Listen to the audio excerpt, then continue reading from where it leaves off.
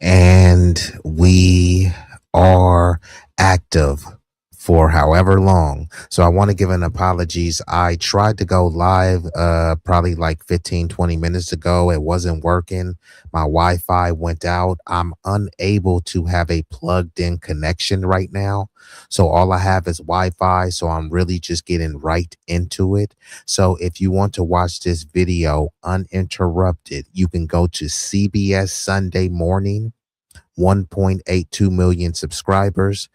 This is a propaganda mill, part of the corporate establishment, but this is an extended interview of Stephen A. Smith, and he is pretending as if he's going to have some sort of presidential run. Hopefully, my Wi-Fi doesn't go out. If it is, I'll just have to shut the stream down. I can give commentary from my phone, but of course, I won't be able to pull up the video. So just give me one moment, and we're just gonna get right into it. I'm starting the video probably about uh I think this video is about 27 minutes long. I fast forward some of it. Much of it is some sort of what I would like to call political fluff. It talks about him, how much he loves his family and his mom. And this is kind of traditional when you're running for president. They want to kind of humanize you, personalize you, make it seem like this is a person that you would want to have a beer with. So I fast forward some of that, and then it will start to get into more of his professional career and his aspirations of running for president. Okay, so let's get into it. And of course, I'll have to stop the video, pause it, give commentary so that I don't get a copyright strike. Fair use, CBS. Fair use. Because even though I want that for my children, they haven't suffered. They've never known suffering because they've only been on this earth 17 and 16 years, respectively. My mother suffered.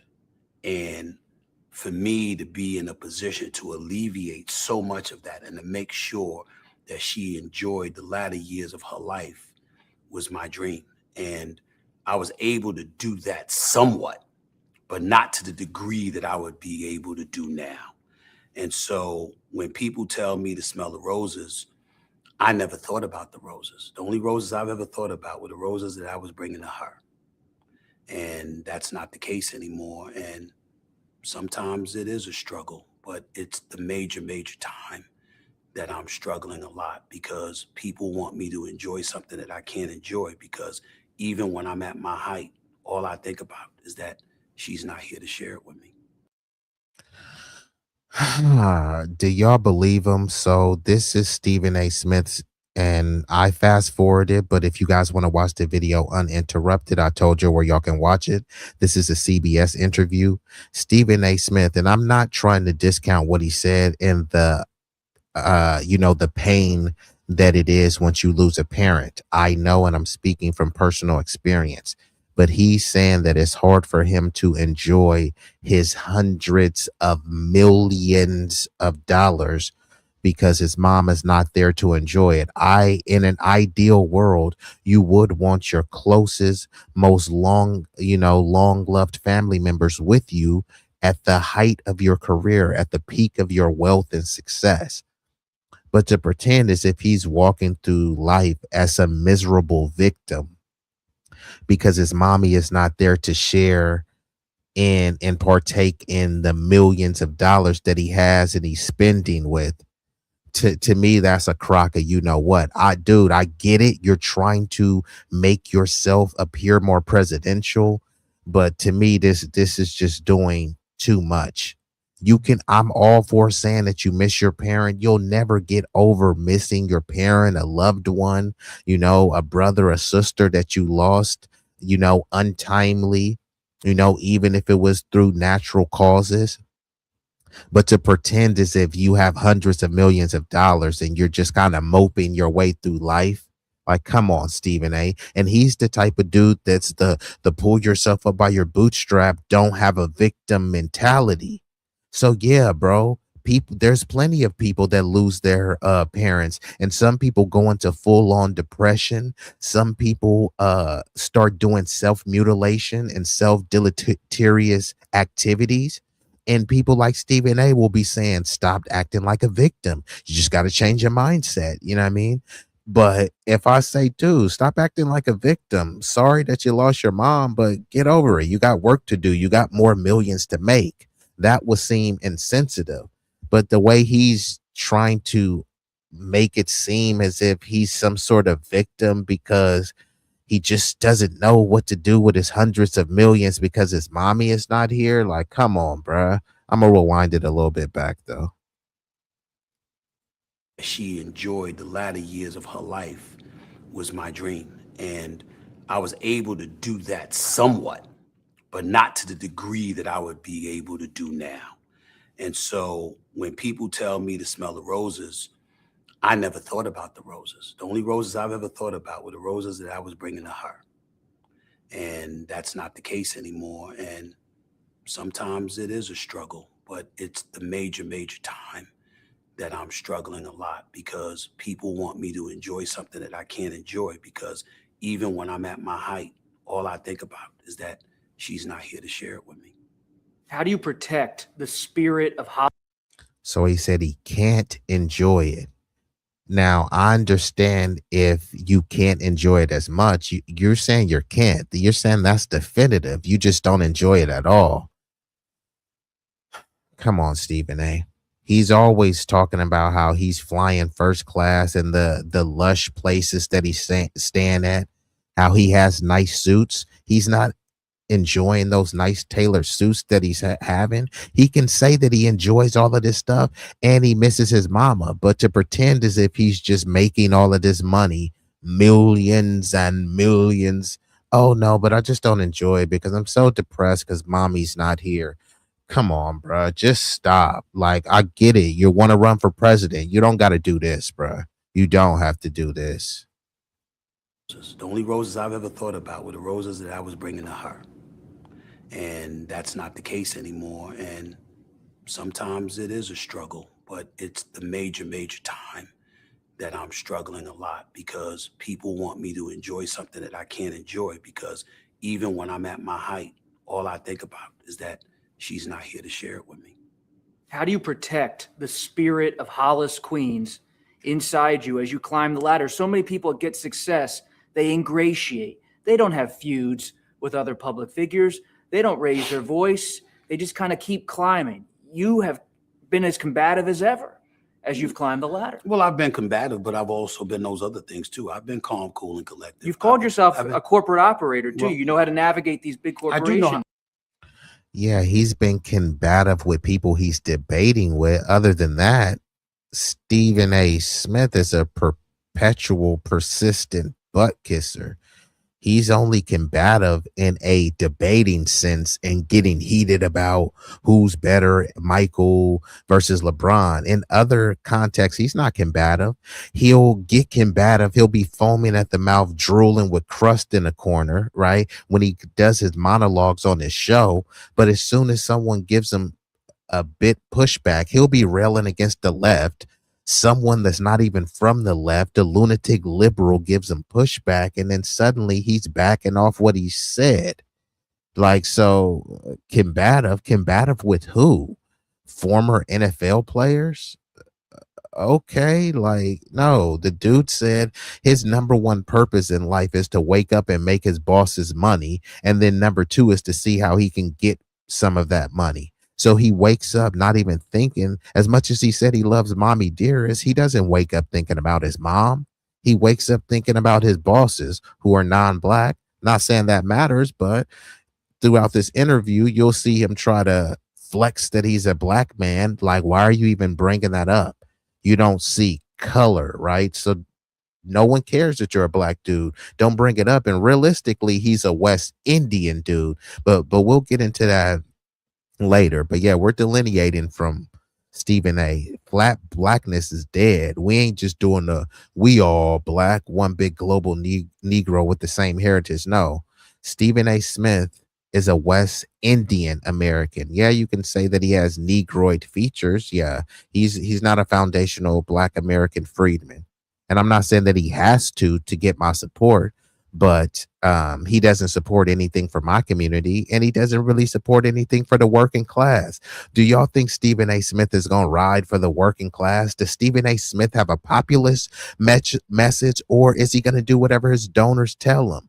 Stephen A. Smith is a persistent and a perpetual butt kisser. Before I get back into the video, I've been joined by an illustrious guest, Big Rick Slaps in building. Let me get right back into it. I had some technical difficulties earlier, so while I'm rocking out now, yeah, your boy is finna cook.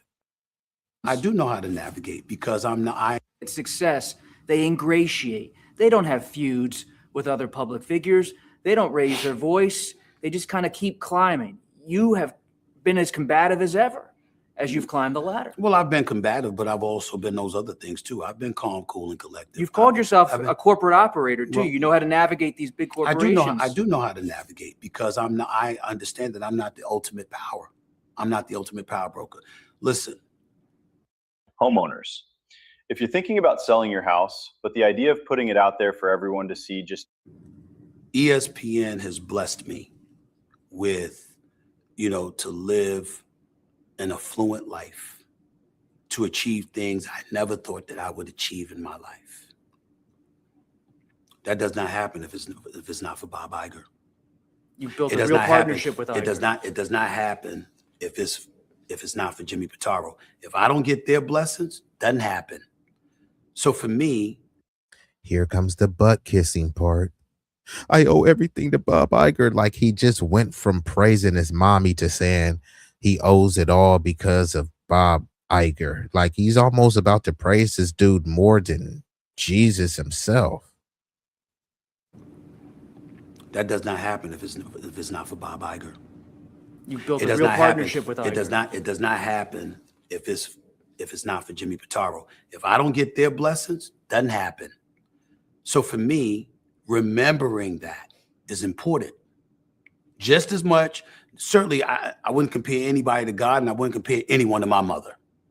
But outside of those two, you know what? You still remember people who've done stuff for you. And for them to believe in me and to place the faith in me, that's what I should be holding on to more than what I have. It's not what, it's the why. Why do you believe they made you the face of ESPN? I don't know if they've made me the face of ESPN. I don't even try to consider myself that half the time. I work. I put in the work and the people decide who the face is. I would tell you they recognize that and they've rewarded me accordingly. But I believe, and I take credit for this, I've proven I'm trustworthy. In other words, I'm not the kind of guy that's going to take the money and run. I'm not the kind of guy that's working my tail off and then all of a sudden I got the money, so suddenly I'm not going to work my tail off. The same things that I did to achieve what I achieved, I will strive to continue to do, plus elevate on top of that, to make them not out to be liars. Now, if I'm hopefully over the next 4.5 years, I'm able to pull that off. But that is clearly the goal. What's next for you? Show after show, success after success, contract after contract. What's next for you in this journey? To be elite at what I'm doing. What does that mean? To be recognized universally as one of the best ever at what I do. In the same process, to explore where we go from here. Could you run for president? It's possible. Would you run as a Democrat? Yeah, because I couldn't see myself running as a member of the GOP. I'm a fiscal conservative. I can't stand high taxes, but I'm a social liberal in the same breath because I believe in living and let live. I pay. What the hell is he talking about? He would run as a Democrat, but the dude is always railing at the Democrats. He went on a harangue saying that black people need to, at least for one cycle or a couple cycles, not vote Democrat, which I agree with. I don't think that they should vote Republican. If some want to vote Republican, fine. Some want to vote Green Party Libertarian, fine. But what the hell is he talking about? Live and let live. If he means live and let live, then how is he calling things woke? If he is always railing against trans issues, right? Live and let live is letting trans people compete in sports. So look at all these vague little cliche buzzwords. What the hell is this dude talking about? I'm gonna rewind it back a little bit and break it down. He's saying he's a fiscal conservative, but a social liberal. More buzzwords. I call buzzwords and bumper stickers. What is fiscally conservative about Stephen A? He's always talking about these flashy suits that he has. Why isn't he shopping at the thrift store, right? If he wants to be fiscally conservative, he doesn't need this fancy tailored suit. And, I'm being facetious with this line of rhetoric, but he doesn't give any plan. So he says he's fiscally conservative. He has no plans, but he's going to get with other fiscal conservatives to give you a plan. But you're running as president. Why don't you have a plan?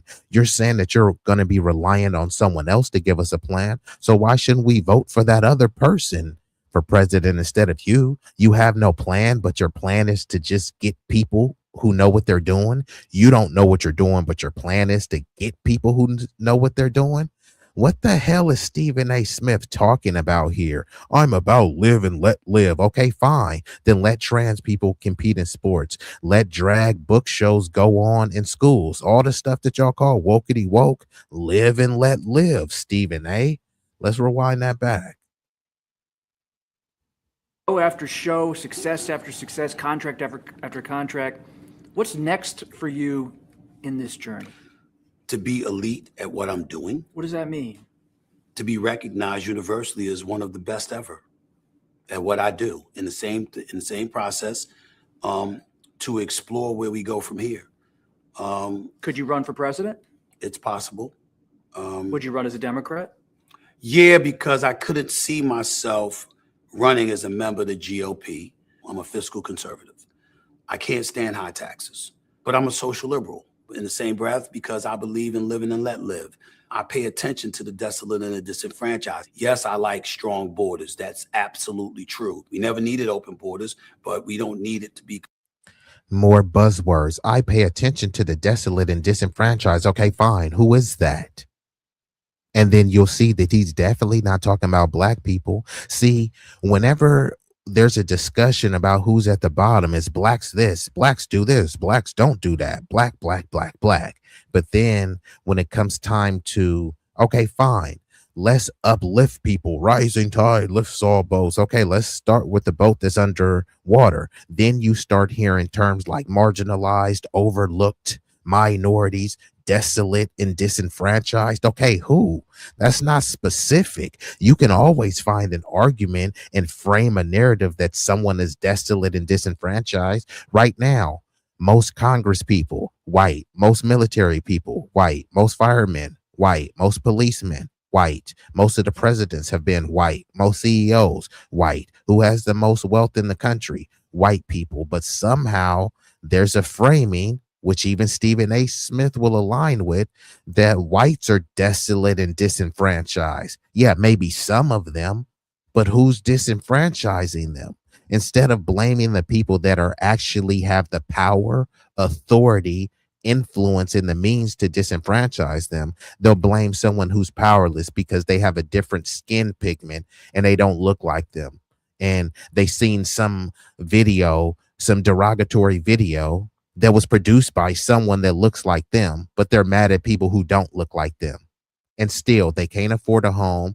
They can't afford groceries. They don't have health care. They can't afford to go to the dentist. But yeah, let's blame someone who doesn't have power and overlook that Palantir and all of their billionaire buddies are putting you in a surveillance nanny state.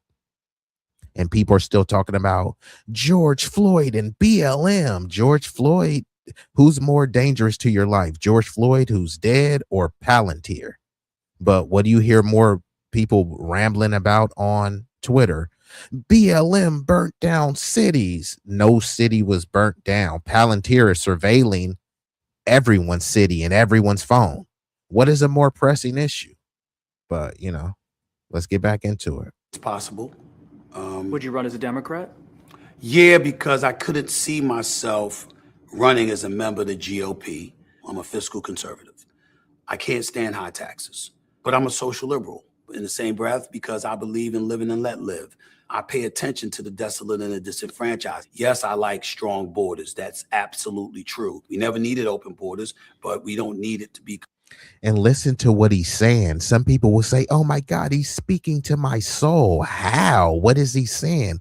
He said he pays attention to the desolate and the disenfranchised. He doesn't really do anything for them. Do you think Stephen A. Smith is hanging around with the desolate and disenfranchised, or is he hanging around with people that he can persistently butt kiss on? Is he gonna butt kiss a construction worker or a plumber? Yeah, he may thank a plumber that comes and works to his house. Maybe he even tips them good, but he doesn't see them on the same level as him. So him saying he pays attention to the desolate and disenfranchised, that's part of the Democrat playbook, especially with the Julian Assange WikiLeaks. Part of their playbook for the Democrats specifically said when it comes to the BLM and other activists that are saying tangibles and arguing for reparations and other legislation that offers restorative justice, the Democrats said, listen to them.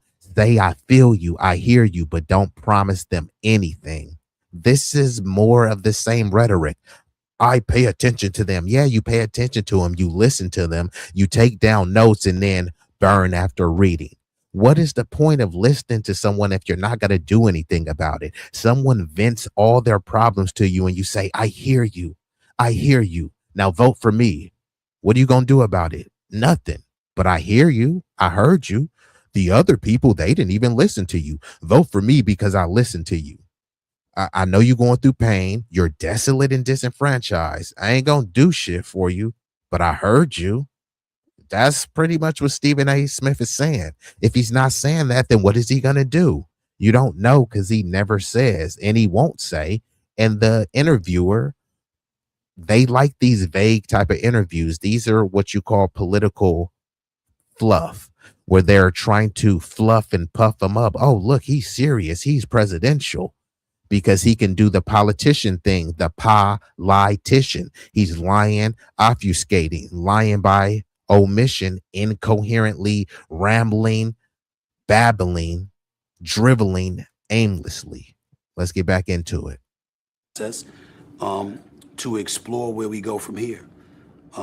Could you run for president? It's possible. Would you run as a Democrat? Yeah, because I couldn't see myself running as a member of the GOP. I'm a fiscal conservative. I can't stand high taxes, but I'm a social liberal in the same breath because I believe in living and let live. I pay attention to the desolate and the disenfranchised. Yes, I like strong borders. That's absolutely true. We never needed open borders, but we don't need it to be completely closed either. We're a gorgeous mosaic. Sounds like you're getting a stump speech ready, Stephen. No, there's no stump speech, but I can give it. I can tell you this much. I can give a speech without a note in front of me. Could you be competitive in a Democratic primary? Some big names might run. Gavin Newsom, the California governor. Here we go again. Before I even get to Gavin Newsom, got to give another shout out to Big Rig. Big Rig, I don't really know how to put it on subscriber mode, so I'll figure out later because I don't really have time to look up to how to do it right now. And shout out to Tay and all of the new people in. Once y'all come in, show some love to your boy. It won't cost you a fee. The likes are free. And Adrian Kennedy says, I would never vote for this goof. Neither would I. He's definitely not going to get no black support. He's trying to be some sort of centrist, but is Stephen A. Smith going to get MAGA support? I doubt it. Let's get back into it. I'm a fiscal conservative. I can't stand high taxes, but I'm a social liberal in the same breath because I believe in living and let live. I pay attention to the desolate and the disenfranchised. Yes, I like strong borders. That's absolutely true. We never needed open borders, but we don't need it to be completely closed either. We're a gorgeous mosaic. Sounds like you're getting a stump speech ready, Stephen. No, there's no stump speech, but I can give it. I can tell you this much. I can give a speech without a note in front of me. Could you be competitive in a Democratic primary? Some big names might run. Gavin Newsom, the California governor, among many others. I respect all of them in terms of their intellect, in terms of where their heart lies, in terms of the service that they want to provide to this country. But ultimately, your actions speak louder than anything. Gavin Newsom is somebody that I think has tremendous potential if he moves towards the center. But ultimately, affordability with taxes in the state of California, the homelessness, the crime, he's going to have to answer those questions, being a prisoner to the environmentalist out there. He's going to have to answer those questions. You're somebody like Josh Shapiro, Wes Moore. I have profound admiration for both. I would support any one of them. But when I think about Josh Shapiro, I think about pro-Palestinian supporters that felt that he was excessive in his support for Israel. How much votes would he get in a general election when you have people throughout this country that have been shifting somewhat to that side? Not totally, but to some degree. What the hell is Stephen A. Smith talking about? So he's saying Josh Shapiro won't get votes because, more people are supporting free Palestine than Israel. I would concur with that. More people are moving over to that side, as he says, right? But he's saying that this is what will disqualify Josh Shapiro or at least hinder his run for president because of his faltering Palestinian support. What Palestinians are supporting Stephen A. Smith? Has Stephen A. Smith called what Israel doing in Palestine and Gaza a genocide? Right? All the people saying no one's illegal on stolen land, are they saying that Palestine was stolen? Israel is stolen land? Are the people saying that? Is Stephen A going to say that? And then he's saying Gavin Newsom, who I'm in California. So, he's Gavin Gruesome, and clearly he hates black people when he's working they've already displaced black people in California with the help of the Democrats. And obviously, the token bootlicks that they put out there to help usher that in, i.e. the Maxine Water types, right? But Stephen A is appearing that he has more political chops than Gavin Newsom. I don't like Gavin Newsom. He's a stooge, and I would never vote for him for president. Didn't vote for him for governor. But to pretend as if Stephen A. Smith is even remotely comparable to Gavin Newsom in any realm of politics is a bit hysterical, right? So, yeah, it's funny to me. And both of them are horrible.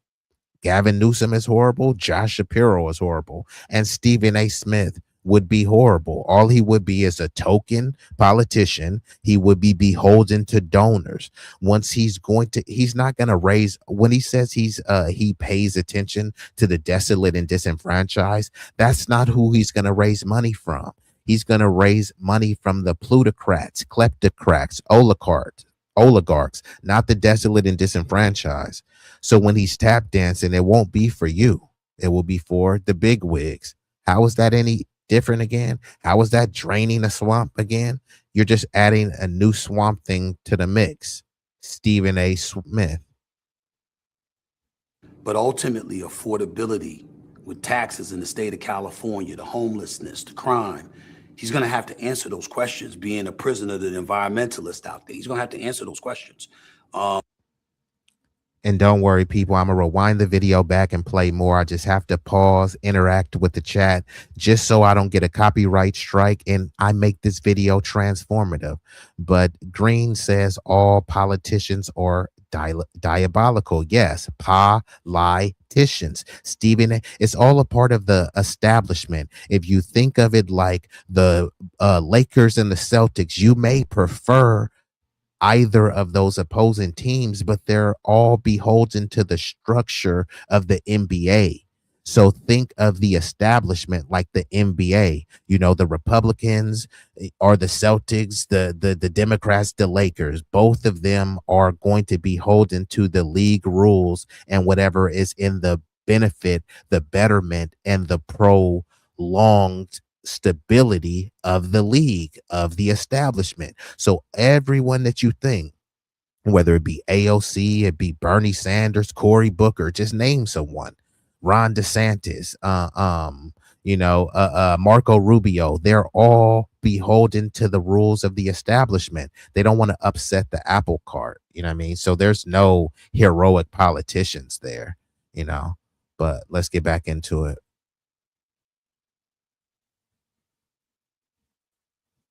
completely closed either. We're a gorgeous mosaic. Sounds like you're getting a stump speech ready, Stephen. No, there's no stump speech, but I can give it. I can tell you this much.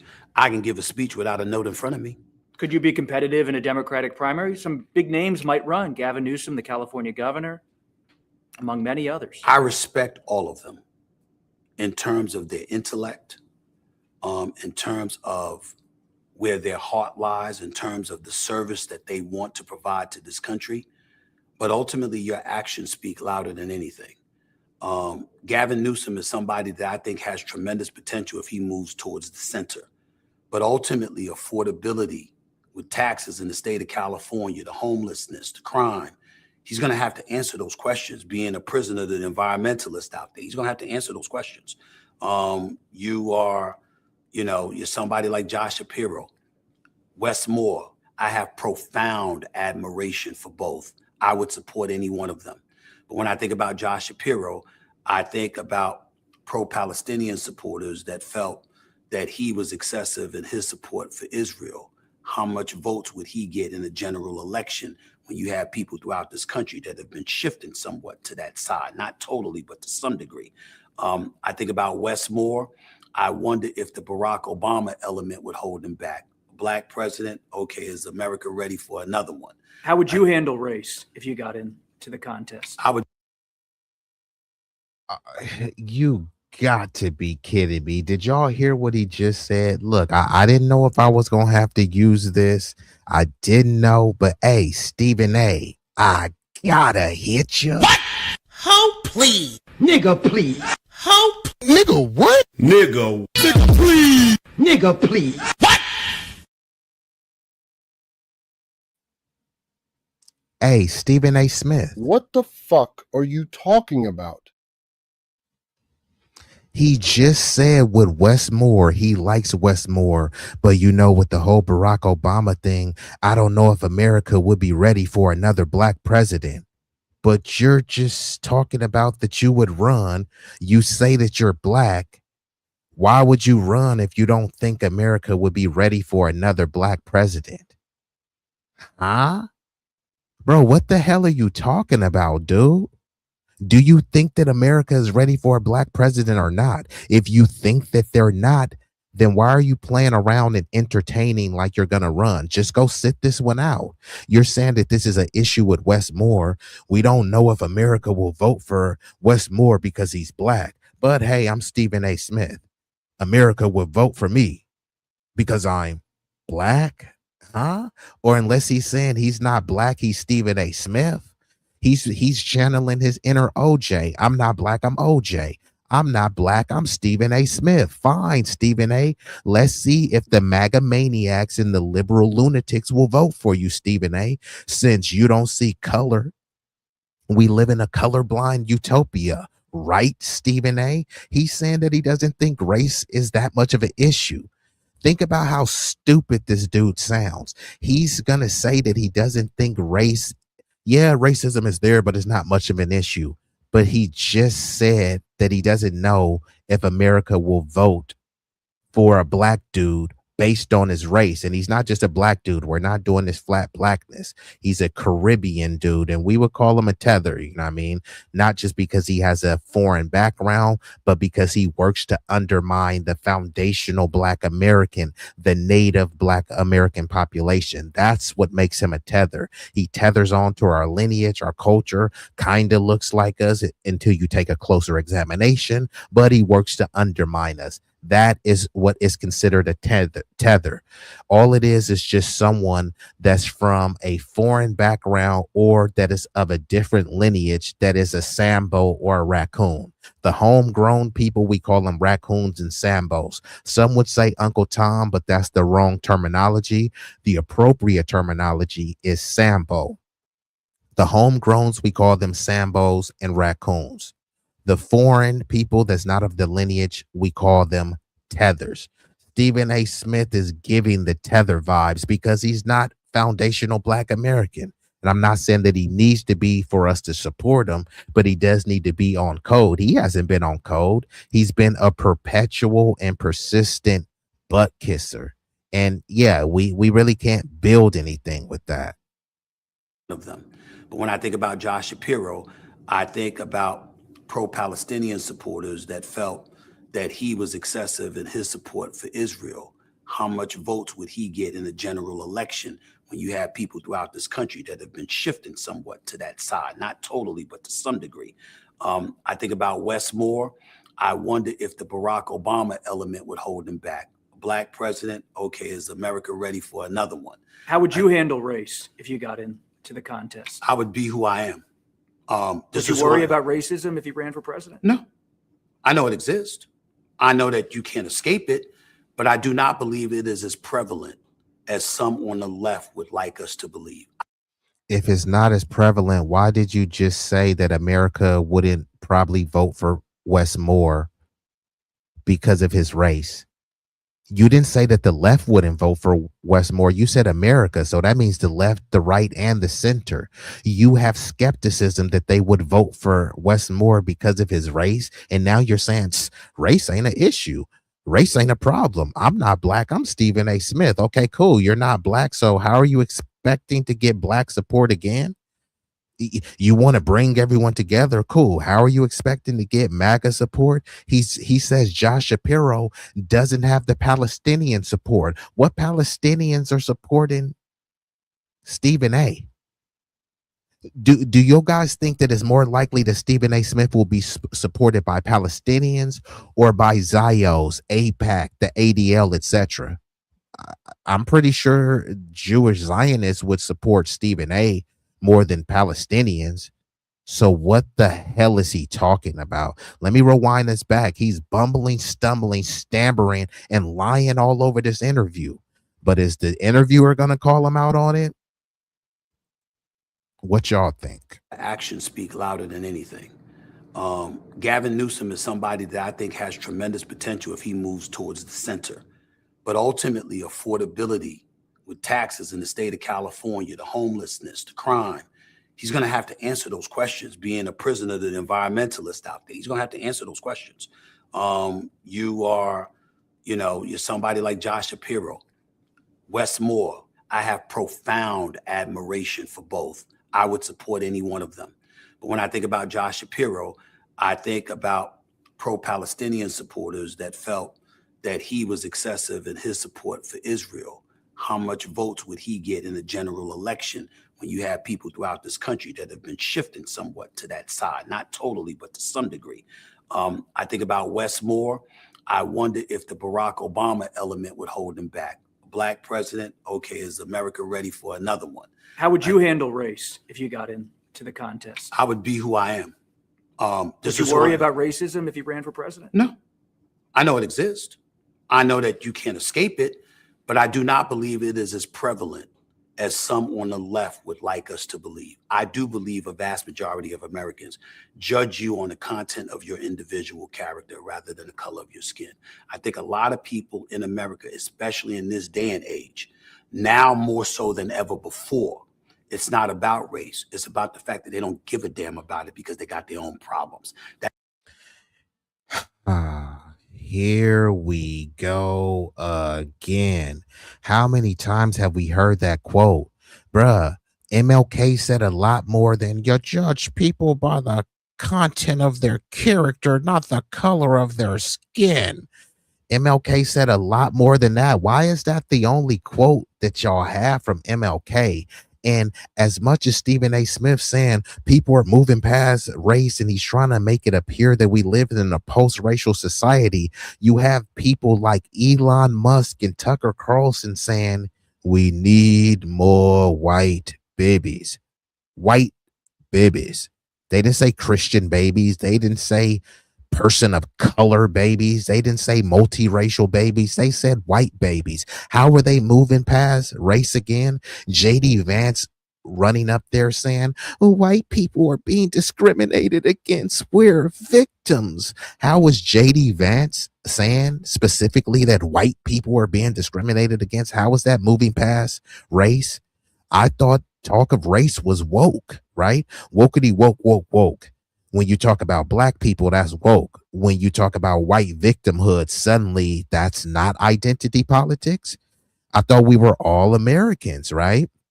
drop the hyphen, right? We're all Americans. So why are you talking about black on black crime? Why aren't you talking about American on American crime? Or why isn't that term used interchangeably? Let's talk about white on white crime, like what happened with Charlie Kirk, right? Charlie Kirk was railing against black people, talking about gang violence, and then it was an alleged white dude who loved white trans people who shot him. White on white crime. Or was it just Americans committing crime against each other, human beings committing crime on other human beings? But if we want to racialize everything else, why not racialize that? So Stephen A is trying to make it seem like, oh no, we've moved past race. As soon as there's a mass shooting, what is the first thing that people want to know? Not if he was Muslim. That's probably like the second thing, right? The first thing people want to know is what race was the shooter. When people say, what about Chicago? They don't say that because they care about this American city. They're making an implicit race argument. That's the first thing that they want to say when they have terms like joggers and didn't do nothing and usual suspects. Those are implicit, thinly veiled race arguments and race insults and remarks. So Stephen A is trying to do this whole colorblind, I don't see color thing that he thinks is going to unite the country. But okay, good luck with that, Stephen A. You got a bunch of the MAGA maniacs and the lefty lunatics agree with them in most situations where they're trying to have all white towns, right? So go preach to them. Go talk to Nick Fuentes about all coming together and not seeing color. Pro-Palestinian supporters that felt that he was excessive in his support for Israel. How much votes would he get in a general election when you have people throughout this country that have been shifting somewhat to that side? Not totally, but to some degree. I think about Westmore. I wonder if the Barack Obama element would hold him back. Black president, okay, is America ready for another one? How would you handle race if you got into the contest? I would be who I am. Would you worry about racism if you ran for president? No. I know it exists. I know that you can't escape it, but I do not believe it is as prevalent as some on the left would like us to believe. I do believe a vast majority of Americans judge you on the content of your individual character rather than the color of your skin. I think a lot of people in America, especially in this day and age, now more so than ever before, it's not about race. It's about the fact that they don't give a damn about it because they got their own problems. That's entirely different than believing they are superior to you and they want to hold you back from ascending. That's not what's going on to the degree that it was decades ago. What's going on now is that we have more white Americans and others suffering and worried about the state of our nation. Here we go again. So now, remember, he said he speaks for the desolate and disenfranchised. So that's what? White people. So white people are victims, right? So we shouldn't hear any more talk about people saying you have a victim mindset, because according to Stephen A, he's standing up for the desolate and disenfranchised, who are white people and others, right? When you look at the social stratification, who's at the top? White people. But who are they framing as the most victimized, the most oppressed? White people. The same people who are saying systemic racism doesn't exist, stop complaining, don't beg the government, get over it. Fine, we need to get over it, right? Don't white people need to get over it too, right? If JD Vance is saying white dudes are being discriminated against, who's discriminating you, right? You said that black people don't have no power. So it's obviously not black people. So if it's other white people discriminating against you, why are you complaining? You need to be talking. This needs to be a in-house conversation. Why are you bringing the whole entire country into it when it's whites discriminating against other whites? Y'all have disproportionate wealth and power, right? So y'all are in the positions to hire and fire people, right? It's not people that look like George Floyd. It's people that look like you. So blame your community. You can on one hand say that you guys are in charge and you guys don't have any power. Fine, we're powerless. We have no power, but you do. So I'm not supposed to blame you, the person who's in charge with all the power? Make it make sense. You can't, because it doesn't. Is America ready for another one? How would you handle race if you got into the contest? I would be who I am. Would you worry about racism if you ran for president? No. I know it exists. I know that you can't escape it, but I do not believe it is as prevalent as some on the left would like us to believe. I do believe a vast majority of Americans judge you on the content of your individual character rather than the color of your skin.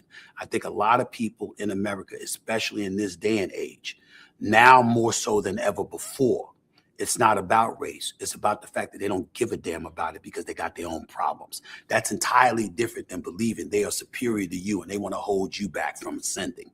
That's not what's going on to the degree that it was decades ago. What's going on now is that we have more white Americans and others suffering and worried about the state of our nation. And because they're concerned about that, that's where their worries lie. A lot of them watch you, listen to you. I know. I'm aware. Let them keep listening. I'm not going away. I'm not going away. Has the Trump presidency changed everything in terms of a celebrity thinking about the White House? 10 years ago, Stephen A. Smith from ESPN running for president, people go, what are you talking about? But now, this time around, people go, hey, that's America. I'm not going to say his name because I don't want to violate his trust. But I had a governor say this to me, who's actually encouraged me to run. What he said to me was, the work is tough, but not as tough as you think. The real work comes from the states. He said the presidency is not just a statesman position, but it's a bullhorn to utilize on behalf of American citizens everywhere to make sure that the politicians below the Oval Office do what they're supposed to do in the best interest of the country, if not be called out for it. So if you're a senator, if you're a representative, if you are in law enforcement, if you are in the judiciary, if you are a governor, if you are a mayor, if you are a councilman or assemblyman or woman, et cetera, are you doing your job in the best interest of the people you represent? That's where the president comes in, as the constant, incessant, tireless, tenacious reminder that you are supposed to be looking out for America. Let's make. Is he convincing y'all to vote for him? This sounds just like a whole bunch of word salad right now. Like, what did he say that you can take from? What is his message that he's running on? Out of everything that I played right now, and I've tried to, once I give commentary, I try to rewind it back clearly so you have full context of what's being said. This is what you call bloviating bluster, aimless babble. Where the hell is he going with this stuff, right? Cool. He's trying to rally the troops and make it appear as if he's going to launch some sort of serious campaign. Even if he was going to, maybe I would consider supporting him. But what has he given you to support?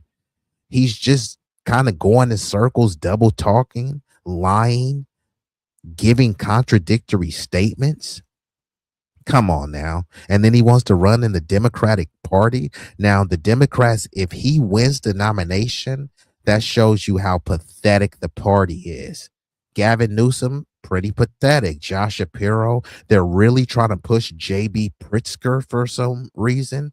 But, you know, the people who are saying they don't like Trump because he's a billionaire, well, J.B. Pritzker is a billionaire, probably an even bigger billionaire than Trump.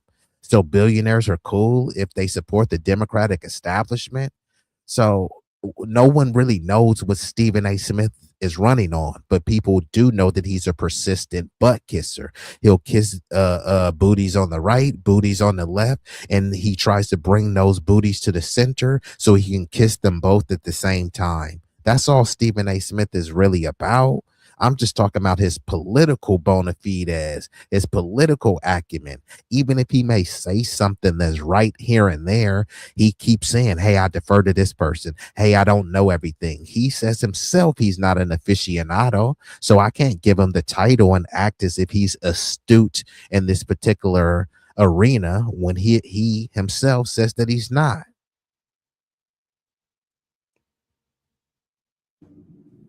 What he said to me was, The work is tough, but not as tough as you think. The real work comes from the states. He said the presidency is not just a statesman position, but it's a bullhorn to utilize on behalf of American citizens everywhere to make sure that the politicians below the Oval Office do what they're supposed to do in the best interest of the country, if not be called out for it. So if you're a senator, if you're a representative, if you are in law enforcement, if you are in the judiciary, if you are a governor, if you are a mayor, if you are a councilman or assemblyman or woman, et cetera, are you doing your job in the best interest of the people you represent? That's where the president comes in, as the constant, incessant, tireless, tenacious reminder that you are supposed to be looking out for America. Let's make sure we're doing that. He said you got corporations all over the place. You understand? They have CEOs. CEOs are not entrenched in the muck and mire of the everyday workmen 10 layers below them. They're overseers that make sure there's a plan, there are personnel in place to execute those plans, and everybody's eye is on the ball to make sure we're doing what we're doing that's in the best interest of the company. Why would you give all this up? That's also to run. the president. Why would you give all of this up? All of this money, success, notoriety. Well, I didn't say I would. That's the reason why I've never announced that I'm running. Because will you make a decision by the end of 2026? I will make a decision in early 2027, but I am not ruling it out because I expect a lot of success to come my way. And Lord help everybody if the amount of success comes my way ensures that I never have to worry about my quality of life ever again. What do you think your mother would advise you to do at the end of 2026, early 2027? My mother would have a heart attack. If you ran? She wouldn't want me anywhere near politics. Why not? Because of how evil it can be. It's a rough business. Your business. Hold on.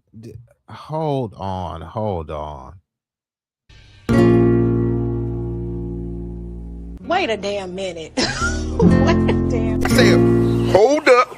Wait a minute. Something ain't right. Nope.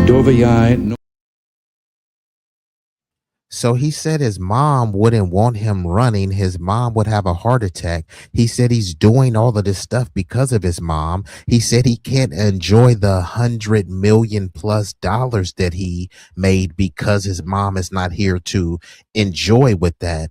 However, he's thinking about running for president, even though his mommy dearest wouldn't have wanted him to run. See, this is what I don't get. He's acting as if he's just sitting around life sulking because his mom's not here. And he just said that his mom wouldn't want him to run, but he's entertaining something that his mom wouldn't even want him to do.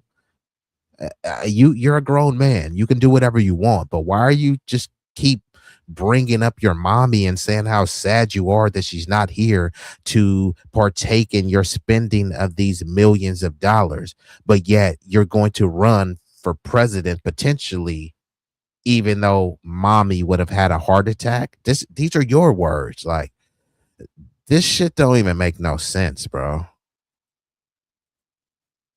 At the end of 2026? I will make a decision in early 2027, but I am not ruling it out because I expect a lot of success to come my way. And Lord help everybody if the amount of success comes my way ensures that I never have to worry about my quality of life ever again. What do you think your mother would advise you to do at the end of 2026, early 2027? My mother would have all.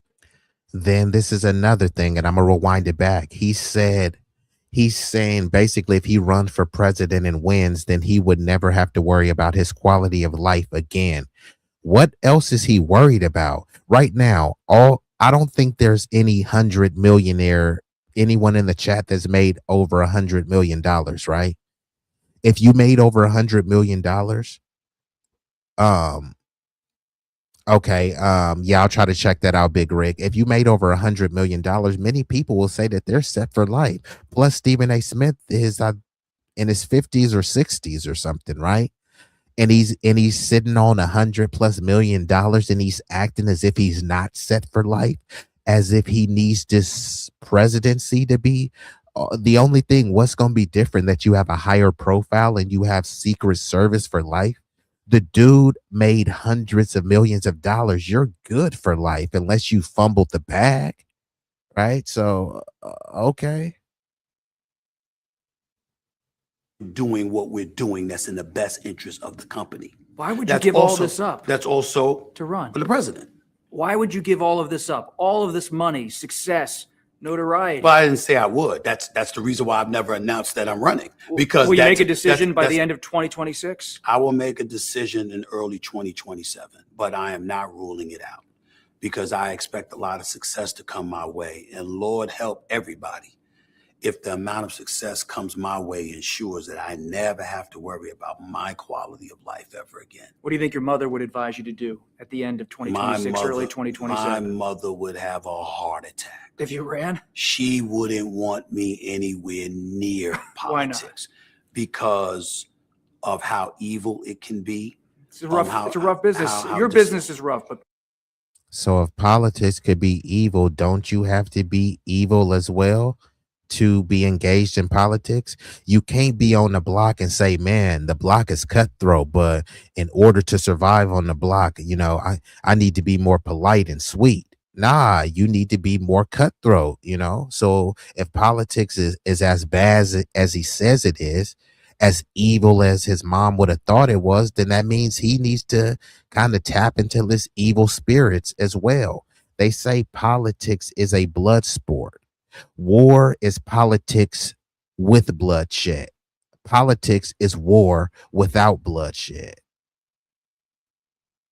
politics. How disingenuous it could be. I have to worry about my quality of life ever again. What do you think your mother would advise you to do at the end of 2026, early 2027? My mother would have a heart attack. If you ran? She wouldn't want me anywhere near politics. Why not? Because of how evil it can be.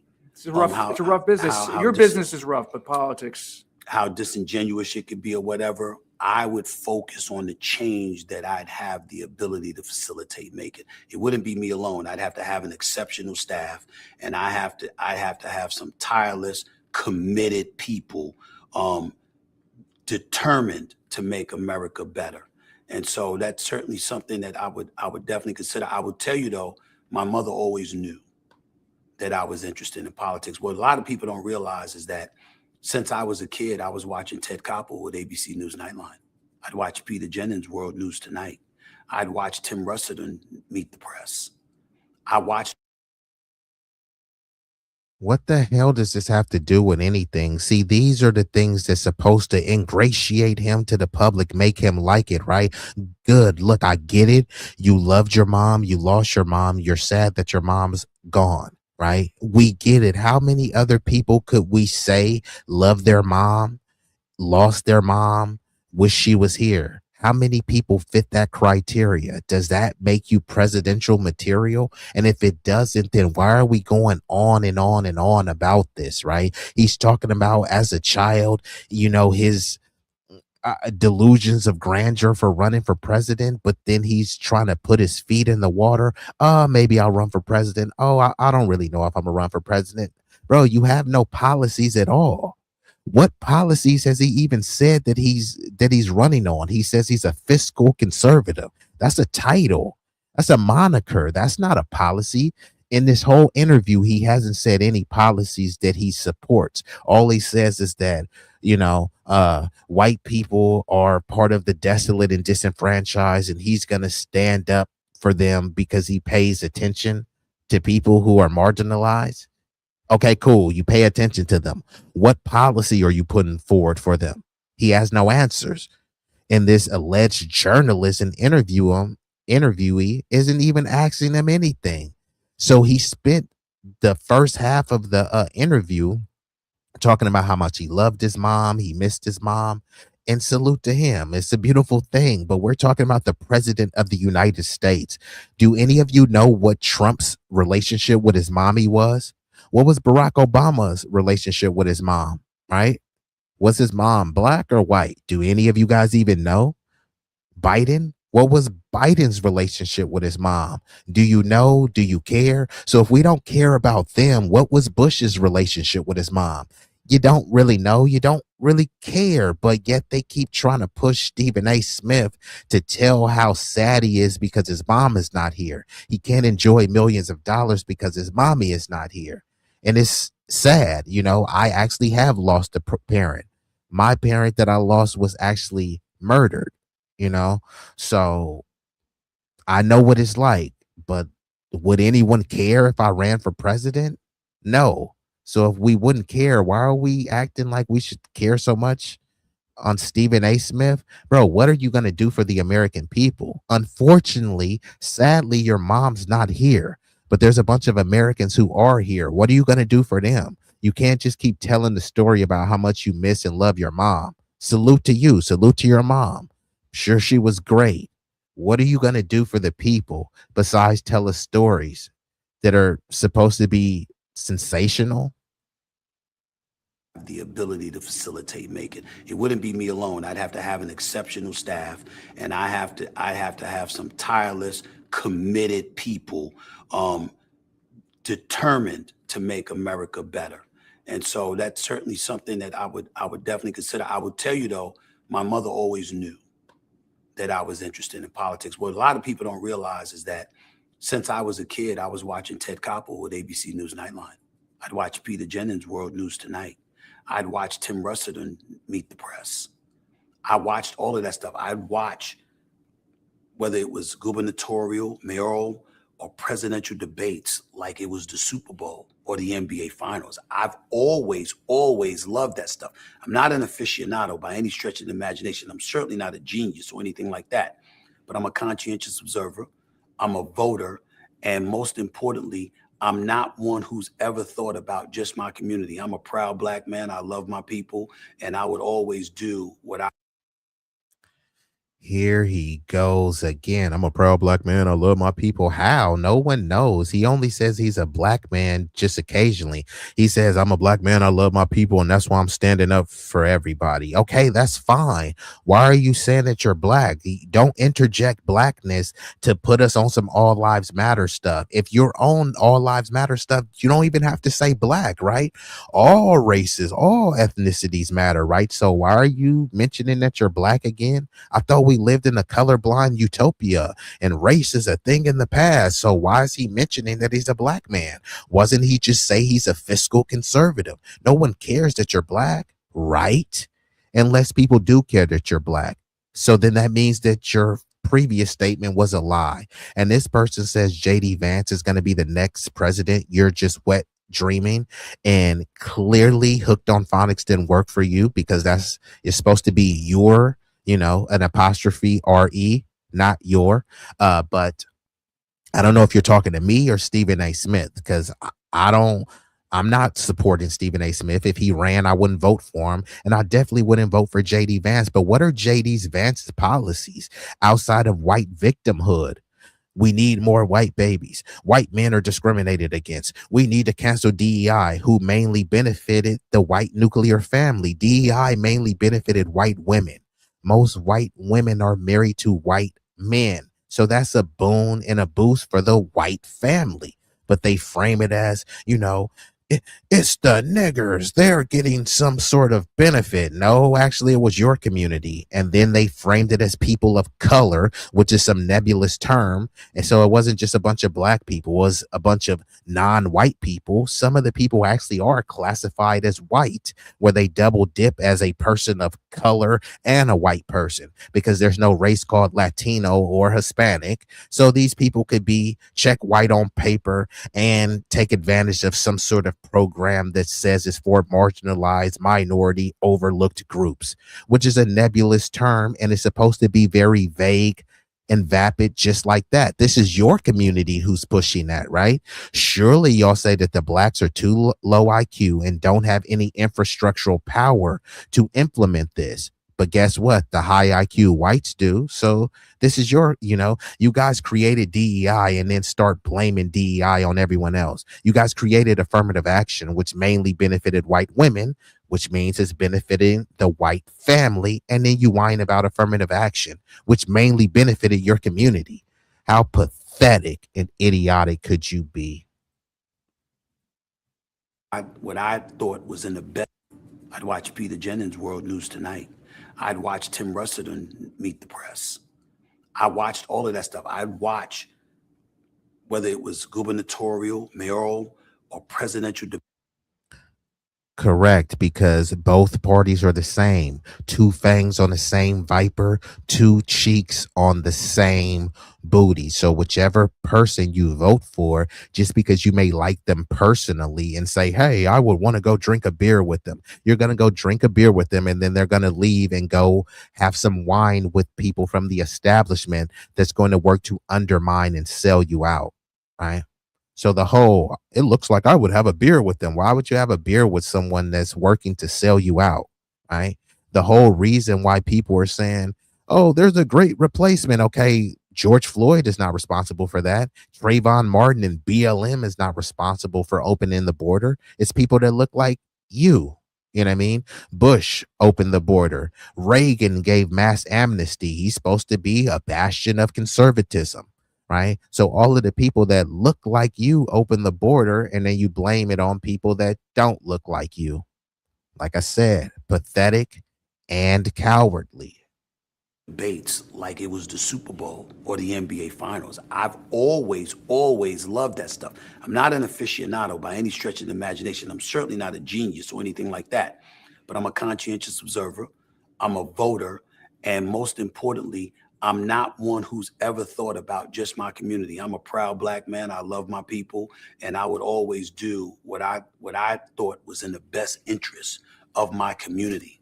But in the same breath, I'm a proud American, and I would make sure to look out, to do the best of my ability to look out for everybody, and to make sure that whites and Hispanics and Asians and everybody in between, Jewish folks, Catholics folks, Christians, non-denominational, I don't care who it is, I would make sure everyone knew I care about America's overall health and well-being, not one particular group. And I think that that's mandatory in order to be a president of the United States. If you This is just his version of Barack saying, I'm not the president of Black America. I'm the president of all America. So all he's saying is, yeah, I'm a proud Black man. But hey, you guys don't have to worry. Don't think that I'm woke. Don't think that I want to enrich and empower the Black man. I'm just a Black man.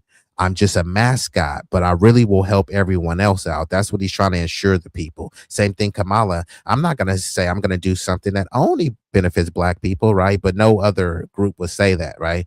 And for the people that are expecting and demanding tangibles, no one is saying, here, give my community tangibles and then let the rest of the country go to SHIT. No one is saying that. We're saying, look, we have been a group that has been specifically targeted, specifically aggrieved. You've shown the propensity to hand out millions and even billions of dollars to people who aren't even citizens. So we're saying we got skin in the game.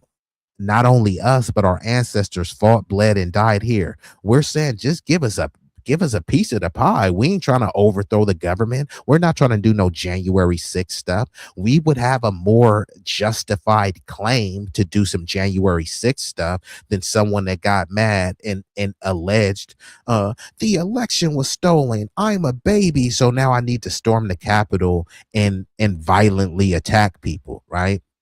We're not even doing that. All we're saying is, bro, just cut us a check, man. And I'm talking about specifically foundational Black American freedmen. Citigroup did a study, and this is like the third largest financial institution in the world. And they said like paying reparations would be a boost to the economy, not just to everyone just because you just showed up here and your name is Dikembe Mutombo and you're Black. No, we're talking about the foundational Black American freedmen, the people who were in those treaties, the people who were reclassified, copper colored, Negro, all of this other type of stuff, right? It's not a handout.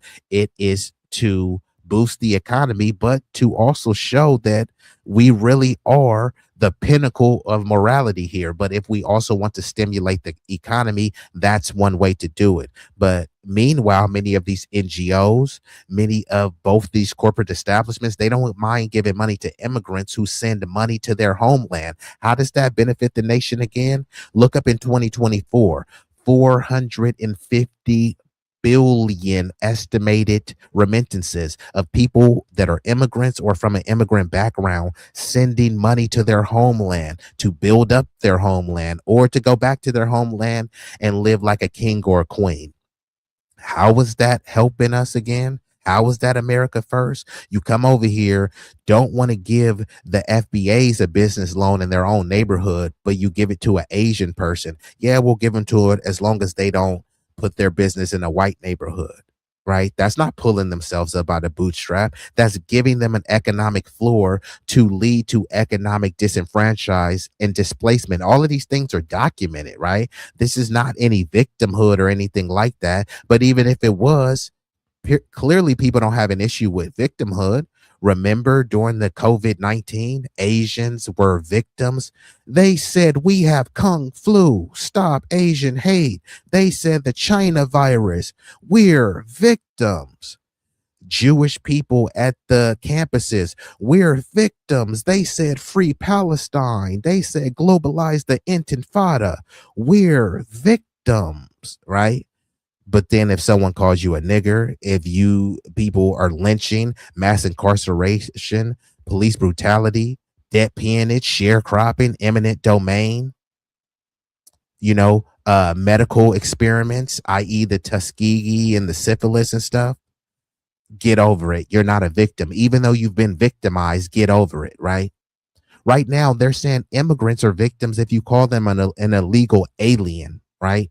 You can't hurt their feelings. No one's illegal, right? So this is where we're at with the politics. You know what I mean? It's unfortunate, but kind of is what it is. Let's get back into it. Aficionado by any stretch of the imagination. I'm certainly not a genius or anything like that, but I'm a conscientious observer. I'm a voter, and most importantly, I'm not one who's ever thought about just my community. I'm a proud Black man. I love my people, and I would always do what I thought was in the best interest of my community. But in the same breath, I'm a proud American, and I would make sure to look out, to do the best of my ability to look out for everybody, and to make sure that whites and Hispanics and Asians and everybody in between, Jewish folks, Catholics folks, Christians, non-denominational, I don't care who it is, I would make. Well, this is actually part of the Democrat strategy. The Democrats, they're not really standing up for their base. They're allowing their base to be attacked, to be demonized, to be denigrated, because then they can say, hey, look, vote blue no matter who, the lesser of two evils. Yes, we're still evil, but we're a lesser evil. So you got to vote for us. That's why they're actually pretty proud that Trump and his cronies and hacks are running amok, because that's a campaign in itself. All they need to do is just play Trump's greatest hits. They're eating the pets. They're eating the dogs, him tearing down slavery exhibits. He's saying they're not bringing their best. So they got all sorts of Trump's greatest hits that they can play. And they're just saying, see, we're not really going to do anything for you because we're beholden to the same donors as Trump. But hey, at least we're not like them. Even the whole people that are acting like bleeding hearts for ICE, they don't care about these immigrants. They're okay with deportations. They just want it done in a more sanitized way. Once they do these polling, which whether you agree with them or not, the polling alleges that people are okay with deportations. They just want it done in a cuter, cuddlier fashion. So it's not the deportations, it's the way it's being done. So if Democrats get in, they'll still do deportations. It will just be in a cuter, cuddlier way, but the deportations will be offset by them flooding the border. And even the whole Trump securing the border thing is a bit misleading as well, because Biden flew a bunch of people in. So when they say, oh, look, the borders is secure, yeah, but how many people are flying in? This isn't the 1960s or the 1980s anymore. there were hundreds of thousands of people, really millions of people. So I'm just giving the lowest estimated number of hundreds of thousands of people that Biden flew in. So they didn't come across the border. So people didn't make a big stink about it. But guess where they were dumped in? They always dump them in a black neighborhood to displace the black community. The Republicans don't care because they say, hey, well, the blacks ain't voting for us anyway, so we don't care. But the Democrats do. So they dump a bunch of people over there and then say, yeah, they don't need to have voter ID. Oh, illegal immigrants aren't voting. How would you know? You're not checking anyone's ID. That's racist. And you know that's going to be my next story that I transition into. But yes, I mean, the whole great replacement theory is not a theory, it's a strategy. But the strategy isn't towards white people, it's towards the foundational black American community, which is why all of these immigrants who have a history of being anti-black, they get dumped in what was historically a black neighborhood, and then suddenly you wake up overnight and they're like, oh well, this is a Hispanic neighborhood now. This wasn't all just by live natural births. They brought a bunch of undocumented people over here because the first order of business for the majority of people is to have a baby and have multiple babies, which is why they have the term anchor baby. The babies anchor them here, and now you don't even want to care about how this person came here illegally because they have 2, 3, or maybe even 5 kids. So the elites, they get their babies. It's not white babies, which they would prefer, but they're still babies nonetheless. They need people to go fight their forever wars. They need people to run their AI factories. And what do they say? They're doing the jobs that no one wants to do. Okay, fine. Have them pop out babies so their parents will do the jobs that allegedly no one wants to do. And then they'll have babies and then they'll do the jobs that no one wants to do. Right. But that's not really what's happening. So now people are saying, hey, we expected them to go out there and pick the fruit, but now picking the fruit is becoming automated. They don't need a bunch of immigrants in the field to be picking fruits. That's most of them don't do that anyways. So now people are infringing upon various work sectors. They didn't care when it was the lower end jobs, but now people are getting in other positions of power, running for mayors, and now they think everyone is going to be a Zoran Mondani saying built by immigrants, powered by immigrants, and you know he has a immigrant exceptionalism mindset. Well, if you're against that, you have no one to blame but your community. Both parties support open borders for different reasons, but both parties do. That's why you hear even Republicans now. They're saying that there's tens of millions of illegal immigrants, but they're not deporting. They haven't even deported 1 million people. So what's going to happen with all those people? It's not going to be mass deportations. They're going to find a way to give them mass amnesty or just leave them in the limbo of where they're not a citizen, which is going to incentivize them even more to have a baby so that they have the birthright citizenship, which is why Trump is challenging that. So this is all a strategy. It's not a great replacement theory. It's a strategy mainly targeted towards the foundational black American community, because like I said, the Republicans saying, hey, well, you niggas don't vote for us anyways. And now that we're finally just not voting blue, no matter who. I never voted Democrat, but now since many black voters are saying, hey, we demand tangibles, they'll just bring in a more subservient, more docile, more grateful base, because all they have to say is like Trump said, your homeland was a shithole, right? You're a refugee seeking asylum. Look, you know, we gave you all this money. I mean, it wasn't us. We funneled the money to these NGOs and they gave you all the money, right? So now who do you think they're going to vote for? Are they going to vote for the Republicans who are saying we need more white babies and build the wall? Or are they going to vote for the Democrats who are saying this is a nation of immigrants built by immigrants and every immigrant in the world should be able to come here? Which party do you think they're going to vote for? So, I mean, this is not even rocket science. You don't have to be a political savant to understand this. Just observer. I'm a voter.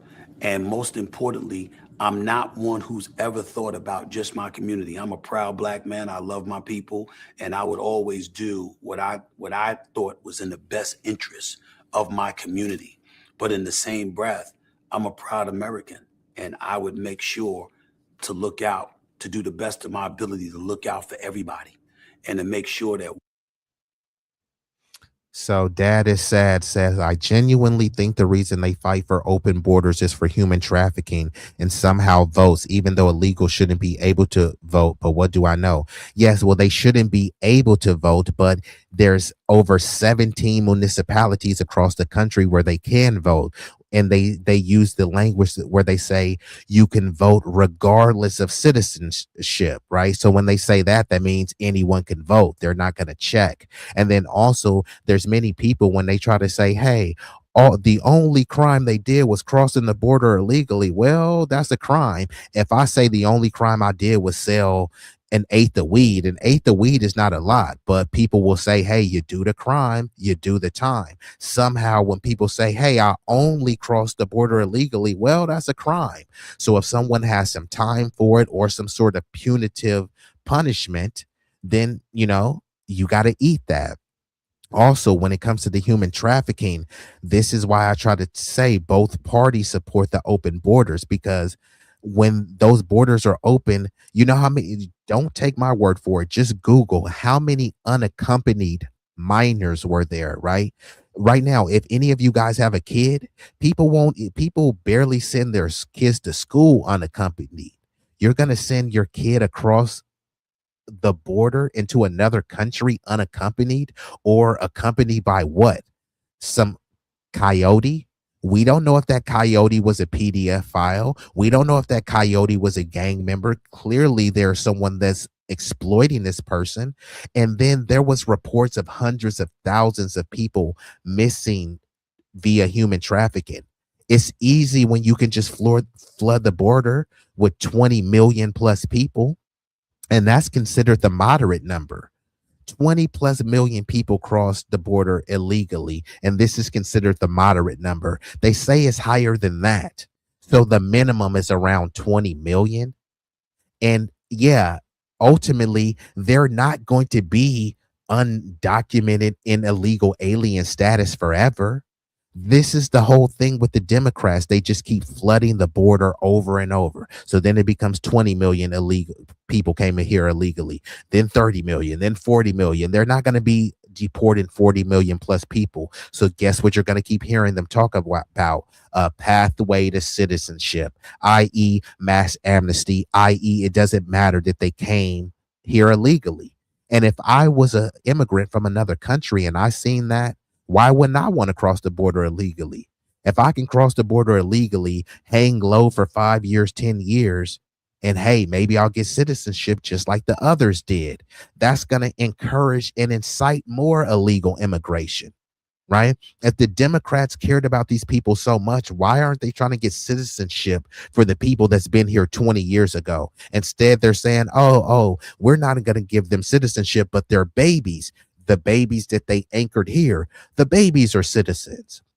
So once again, as an immigrant, if you see this, wouldn't that incentivize you to have a baby?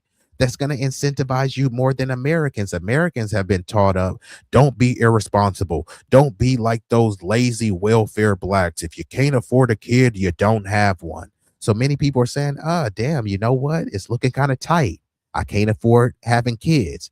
And then Elon Musk, who doesn't want to pay anyone, he wants to hire Dinesh D'Souza and Vivek Ramaswamy H-1B visas, while at the same time saying we need more white babies. Okay, cool, but you don't want to pay the white dudes. So you don't want to pay the white dudes a living wage. So where are you thinking all these white nuclear families are going to pop up? But guess who will have babies? People from the lower income, people who come here illegally, people who knows that, hey, even if I get kicked out the country, at least I got 3 or 4 American citizens that can send me money back. So, like I said, it's not a theory, but a strategy. Let me get back into it. Hold up. Whether it was gubernatorial, mayoral, or presidential debates like it was the Super Bowl or the NBA Finals. I've always loved that stuff. I'm not an aficionado by any stretch of the imagination. I'm certainly not a genius or anything like that, but I'm a conscientious observer. I'm a voter. And most importantly, I'm not one who's ever thought about just my community. I'm a proud Black man. I love my people, and I would always do. Here we go again. Some low IQ loser and lunatic in the chat named John. Most of these people that are here are from Mexico. Own this country before you idiots came from Europe. I guess you were trying to say they are Americans. Actually, they're not. They're Mexicans. They had to. That's why they fought a Mexican-American war, right? They fought a war. They lost. They were occupied, right? They were coerced into selling the land, right? So it's not theirs anymore. And the land that they had actually wasn't even, Spain had it longer than them. So technically, Spain has a deeper claim to the land than Mexico, but neither of them really have a claim to the land, because once something is taken from you by force, you got to get it back by force. Now, I'm not advocating violence, right? I will acknowledge that land was stolen, just like it's been stolen everywhere. But if someone steals your car, right, and you go up to them and you just keep pointing your finger, you stole my car, that's my car, you stole it, and then I drive off, guess what? You're sitting there whining, and I drove off in a stolen car. And then every time I pull up, what are you going to do? Point your finger and say how I stole your car? If you want your car back, you need to get it back how I got it from you, which is violently and which is in a barbaric way. If you're not on that type time, then what are you whining for? Right? Just take the L. It's unfortunate. It's a harsh reality to deal with. But if you ain't going to do nothing, just stop whining. Right? Mexico sold the land, and part of the Treaty of Hidalgo, which I can pull it up right now, in 1848, part of it, once they ceded much of the territory, and I'm not saying that they just did this because they wanted to do it. They were fighting a war. They lost the war. They were being occupied, and basically the U.S. was saying, hey, we can do this the easy way or the hard way. And the Mexican leader said, all right, we'll do it the easy way. So they sold much of the land, California, Colorado, Arizona. You know, y'all can look up all the parts, right? Much of those places, it wasn't what it was now. They didn't just sell, they didn't sell present day California, right? Much of that land was uninhabited. So they're making it as much as they sold some bustling state. They didn't really sell the state of California. They sold the landmass. The state of California was built, right?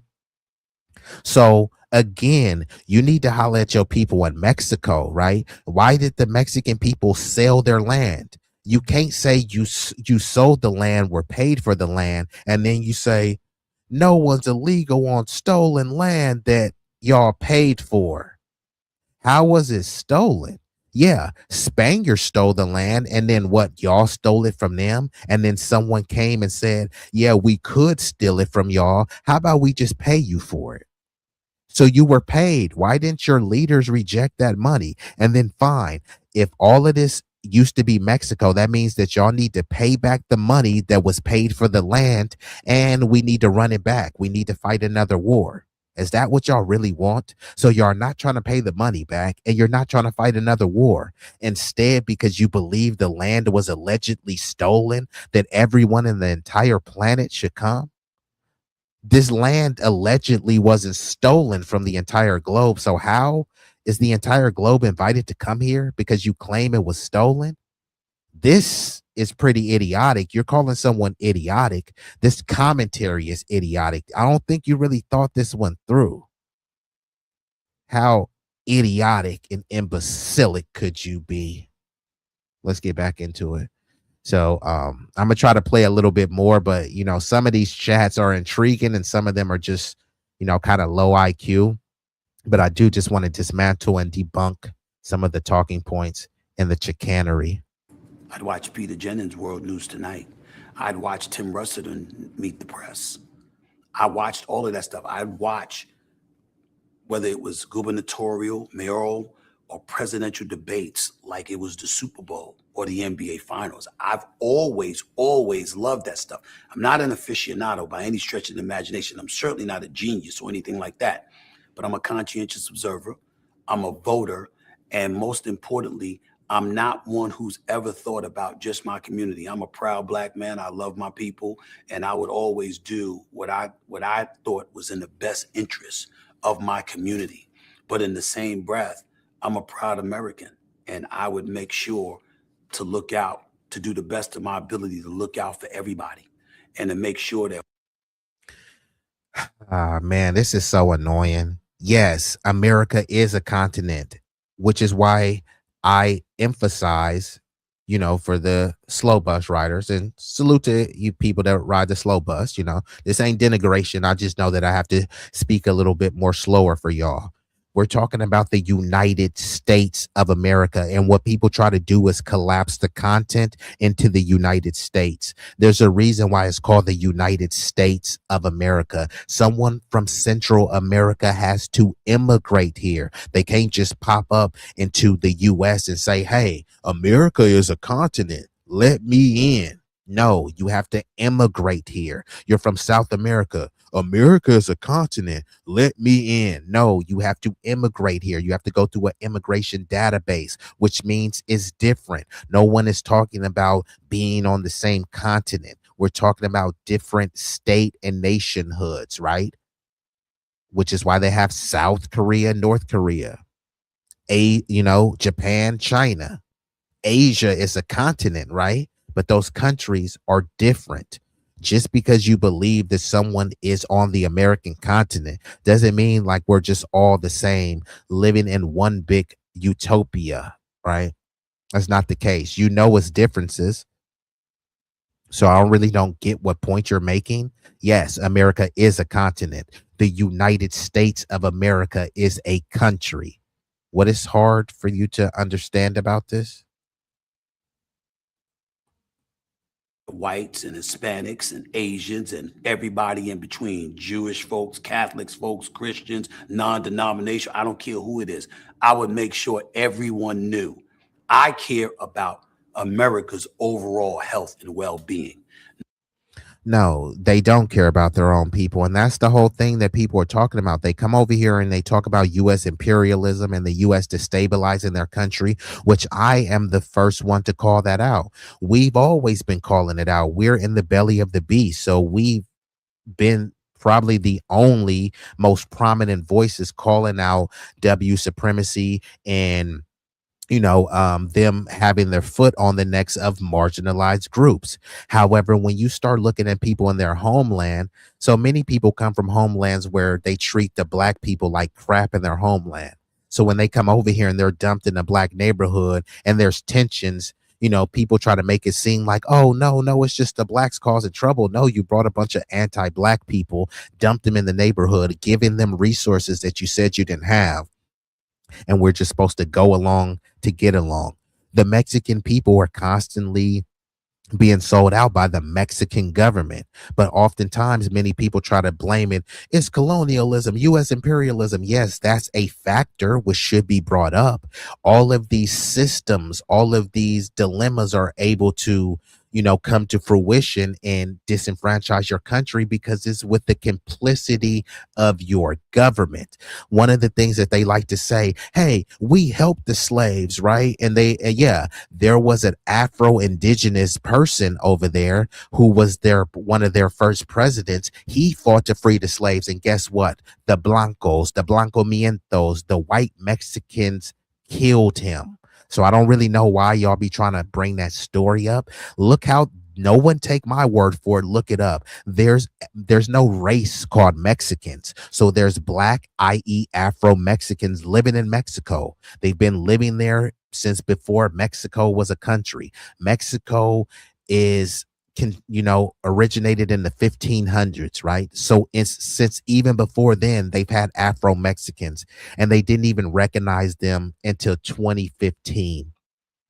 So no, Clearly, the government doesn't care about the Mexican people. And if they do, it's only the lighter, brighter, and whiter ones. Look at Univision, look at Telemundo, and there you'll have your answer.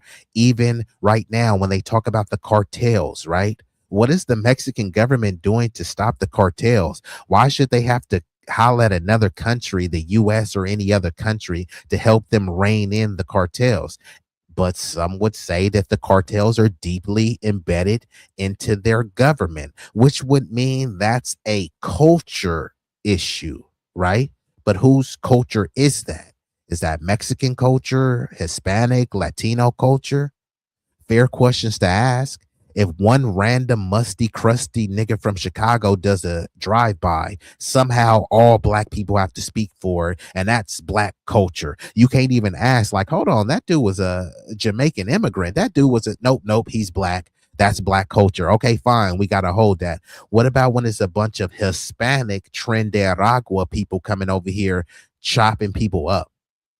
A bunch of Latino, Hispanic, Mexican cartel members coming over here chopping and beheading people. Whose culture is that? Right? Have you heard of a Crip necktie? A blood necktie? No, you never heard of that, but you've heard of a Colombian necktie where they slit people's throat and pull the tongue through. Whose culture is that? Who raised the people that would do that? Right? So the culture issues only gets framed one way towards a certain group. Even the people that say, I'm a Viking, I have Viking culture. Fine. Let's look at all the movies, all the shows on Vikings. Oh, look, here you have white Vikings attacking other white people. White on white crime. Oh, look, you have white Vikings killing kids and sexually assaulting people. Like, that's what Viking culture is and was. You're proud of that? That's fine. Let's just say what it really is. Don't act like Viking culture was like knitting sweaters and roasting marshmallows over a campfire. Viking culture was, hey, look, someone else has something. We're not going to work hard. We're just going to steal it. Thievery, treachery. That's what your culture is, right? We was Vikings and shit, right? Okay, well, tell us what your really culture is about. This land wasn't stolen, it was conquered. Okay, how did you conquer it, right? Because you didn't whisper sweet nothings in their ear. What did you do?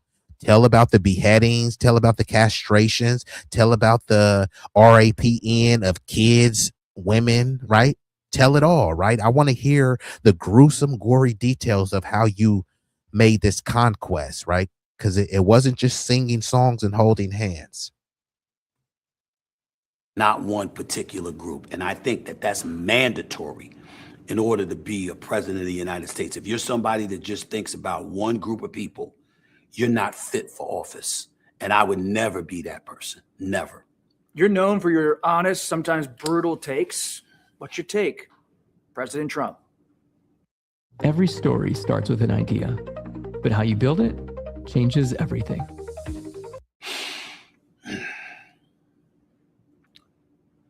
I think that I don't like what I'm seeing, but everything that he does is not wrong. The borders needed to be closed. He was right to do that, but only because Biden opened them. Had Biden followed Barack Obama's method and his plan and what he did in deporting even more people than Trump did in his first term, you wouldn't hear me saying that. But when you let anywhere from 12 to 15 million people cross the border illegally, swearing in our face, spitting in our face and telling us it's raining, figuratively speaking, by telling us. And he just said the point that I made. Obama deported more people than Trump, and people didn't have an issue with it because he was doing it in a more cuter, cuddlier, more sanitized version, even though it wasn't really so sanitized. When they talk about the kids in cages, whose cages were those? Those were Obama's cages. And this is how they try to twist words and use mask euphemisms as something else that's favorable to them. So when Trump took over those same cages, they were called, actually, when Obama had them, they weren't even called cages. They were called migrant detention centers. I mean, that sounds detention center, internment camp, concentration camp does sound, I think that rhetoric is a little bit overblown, but a detention center does sound like an internment camp, but I'm not going that far with it, right? But when Trump took over, those same detention centers stopped being called detention centers. They suddenly start calling them cages. And I was like, hold on, what type of cage? Like the WWE, WWF, Hell in a Cell cage match? Like, what type of cages are we really talking about here? Oh, no, the same ones that Obama had. Oh, those are just the migrant detention centers, right? What was so different about them? And then they're trying to say, oh, well, these people, they're sitting and sleeping in their feces and all sorts of stuff. Okay, sure. You know what I mean? So it doesn't make any sense. So if that's the case, then why are you letting so many people come over here if you know that you don't have a place to house them? That means they should be rejecting more people in, not out of just because it's inhumane.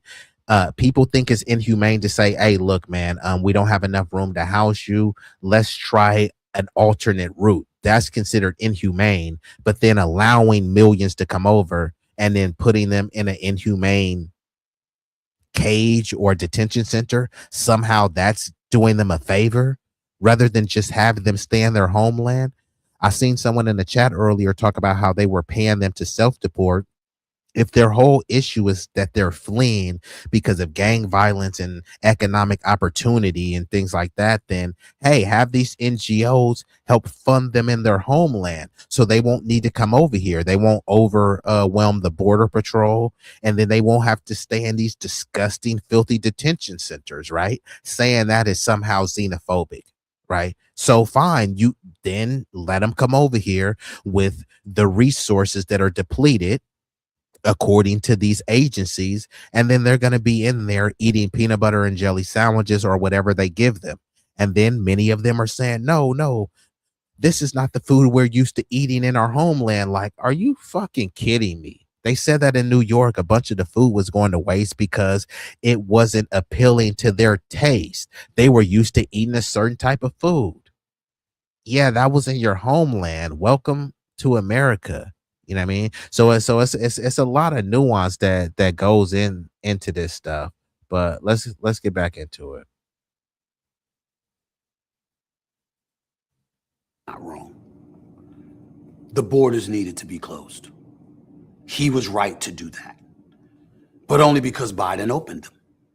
Had Biden followed Barack Obama's method and his plan and what he did in deporting even more people than Trump did in his first term, you wouldn't hear me saying that.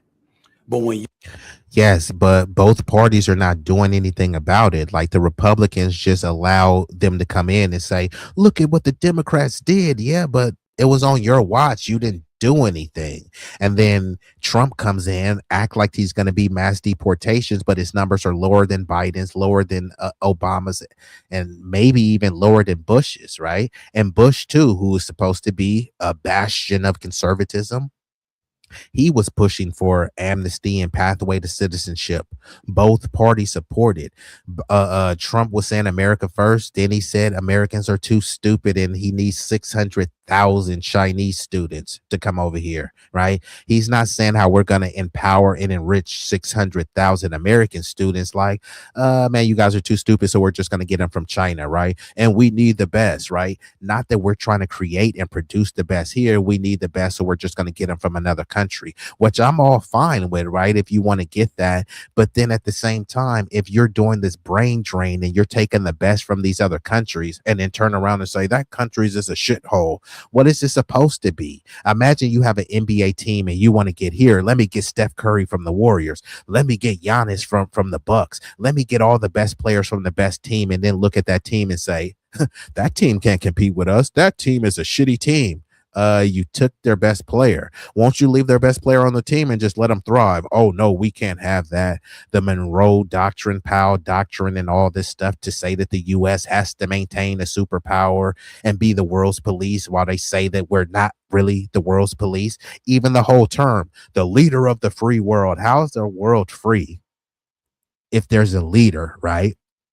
Imagine someone saying, the leader of your free girlfriend. How the hell are you the leader of my girlfriend? Well, she's free, but I'm the leader. Shit don't even make any sense. So, like, are we free? Is the world free or not? And if it's not, then just stop pretending that we live in this, free world, free from U.S. imperialism and influence and authority, right? Just say it with your chest.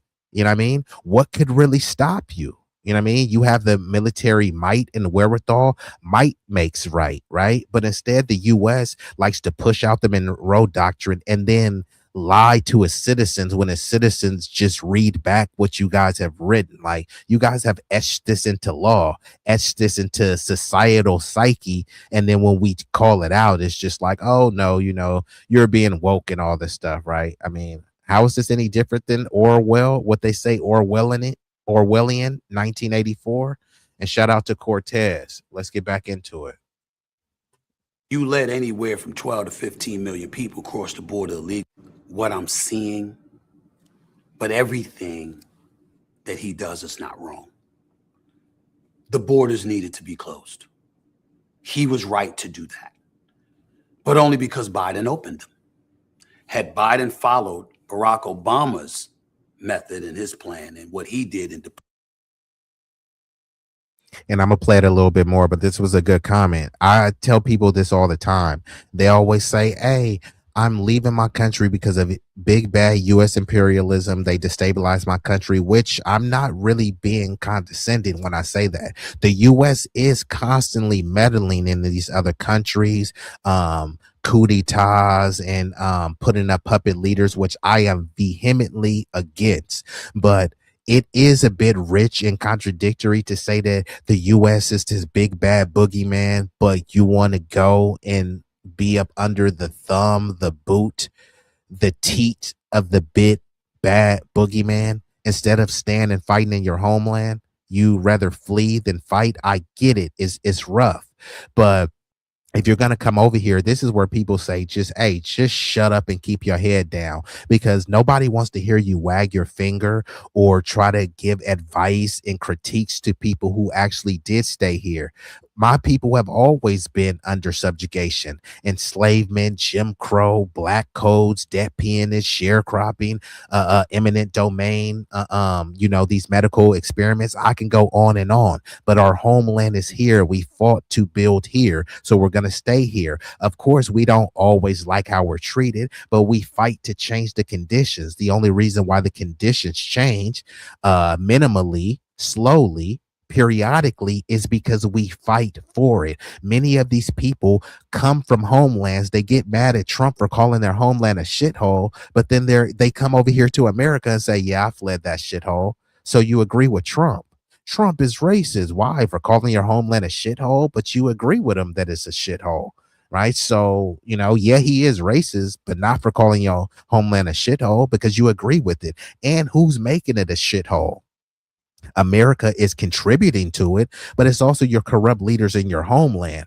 They're the ones who's making it a shithole, right? How is you're going to clean up the corruption in your homeland? By fleeing to another country and making a podcast? And most of these people don't. There were the Haitian president had been assassinated. There weren't a bunch of Haitians making a podcast about that, right? There's a bunch of stuff going on in Sudan. You have this tether named Myron Gaines, but his real name is Amadou Foudil, right? He talks about he's an Arab Sudanese dude. He barely talks about the famine in Sudan. They said it's the worst human crisis in the world. They said it's even worse than what's going on in Gaza when you look at the sheer numbers of people at risk to die. They talk about over 1 million people are at risk of starving to death. Myron Gaines identifies as a Sudanese Arab.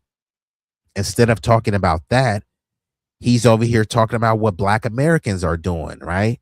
So all of these people, they come to the U.S., some of them come and say that the U.S. is this big bad boogeyman, but they want to get over here. And then others come over here and they want to like lick the boots. Oh my God, they try to pretend as if they're this great patriot. But I can't see you as a patriot when you immigrated here and you don't stand up for your homeland. right? Wouldn't it be weird for somebody that came to your house, they stood up for you, but then you look and they don't have a history of standing up for their own family? You got to take that with a grain of salt, you know what I mean? So all of the tethers and the bozos, kind of like the Myron Gaines types, he doesn't stand up for his homeland.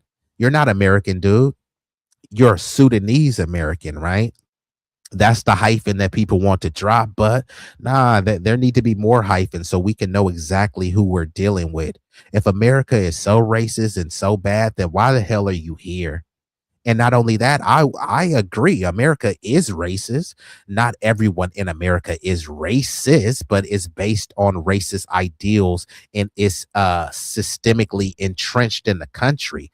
However, compared to other countries, you know, people would consider this a more pleasant form of racism. You know what I mean?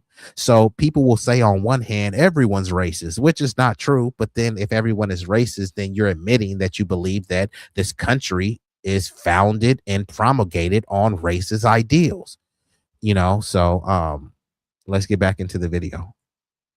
Deporting even more people than Trump did in his first term.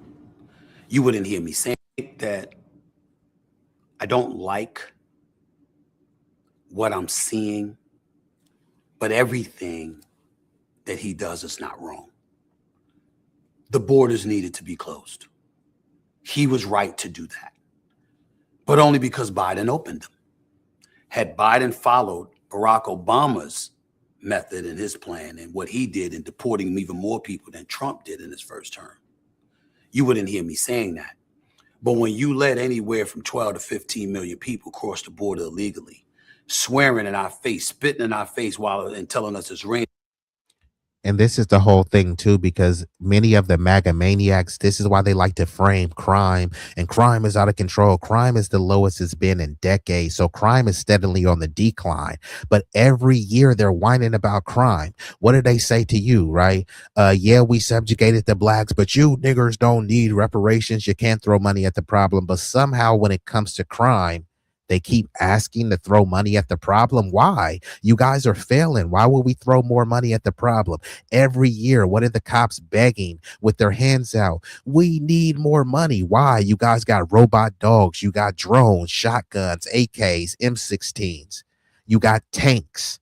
You got backup. You got K9 dogs. You got tasers that will hit you like 300 yards away. You got flashbangs, frag grenades, non-lethal weapons, right? And every year they're saying crime this, crime that. Well, how much more stuff do you need? Do you need a UFO to come down?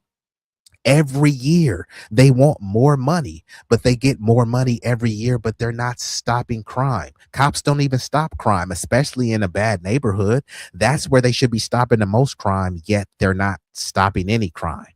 So why are they getting more money again? At your job, if you're not performing, if you're not meeting the quotas, would they give you a raise? Instead, cops say, yeah, we're failing. We didn't really solve anything, but just give us more money. Like, okay. And like this person says, Trump had 37,000 prisoners around the states in his camps at $600 a day per body. At 37,000 bodies, this is profiteering over human life. Well, yeah, it costs more to house a prisoner than to rehab them. That same prisoner, if you were to like, hey, look, man, we're going to put you through this program, give you some supplemental startup cash. If you mess up this bag, you know, we're going to give you an even harsher sentence. It would be cheaper to do that than to house these people in there. However, when you're looking at the profit motive, then this is why they want to keep the jails filled up. The jails are supposed to be about rehabilitation. So they're supposed to like reduce and just all around eradicate recidivism, right? But they're not doing anything to rehabilitate. They make it these segregated enclaves in there so that there's these race wars promulgating, and many other corrupt CEOs in there just allow it to happen, right? How is that rehabilitating people again? To get them to ready to assimilate into polite society. And then they'll have these same people where they say, oh, these prisoners are scum of the earth. But then, especially in California, when there's a dangerous fire that the firemen don't even want to do, guess who they get to do it? these prisoners that they write off. And not every prisoner is in there for violent. Most of them are in there for non-violent drug offenses, right? So, I mean, is that what we want as America? A prison full of a bunch of druggies? Okay, I get it. They shouldn't be doing drugs, right? But then why are we demonizing someone that's a druggie, but not demonizing the companies that supply all the drugs, i.e., the Sackler family, getting people high off opioids, the people that are pushing the fentanyl, right? These are billionaire corporations that are getting people high, right? Trump is not going after them. He's going after the rank and file peasant proletariat class, you know what I mean? But somehow people think that he's some populist.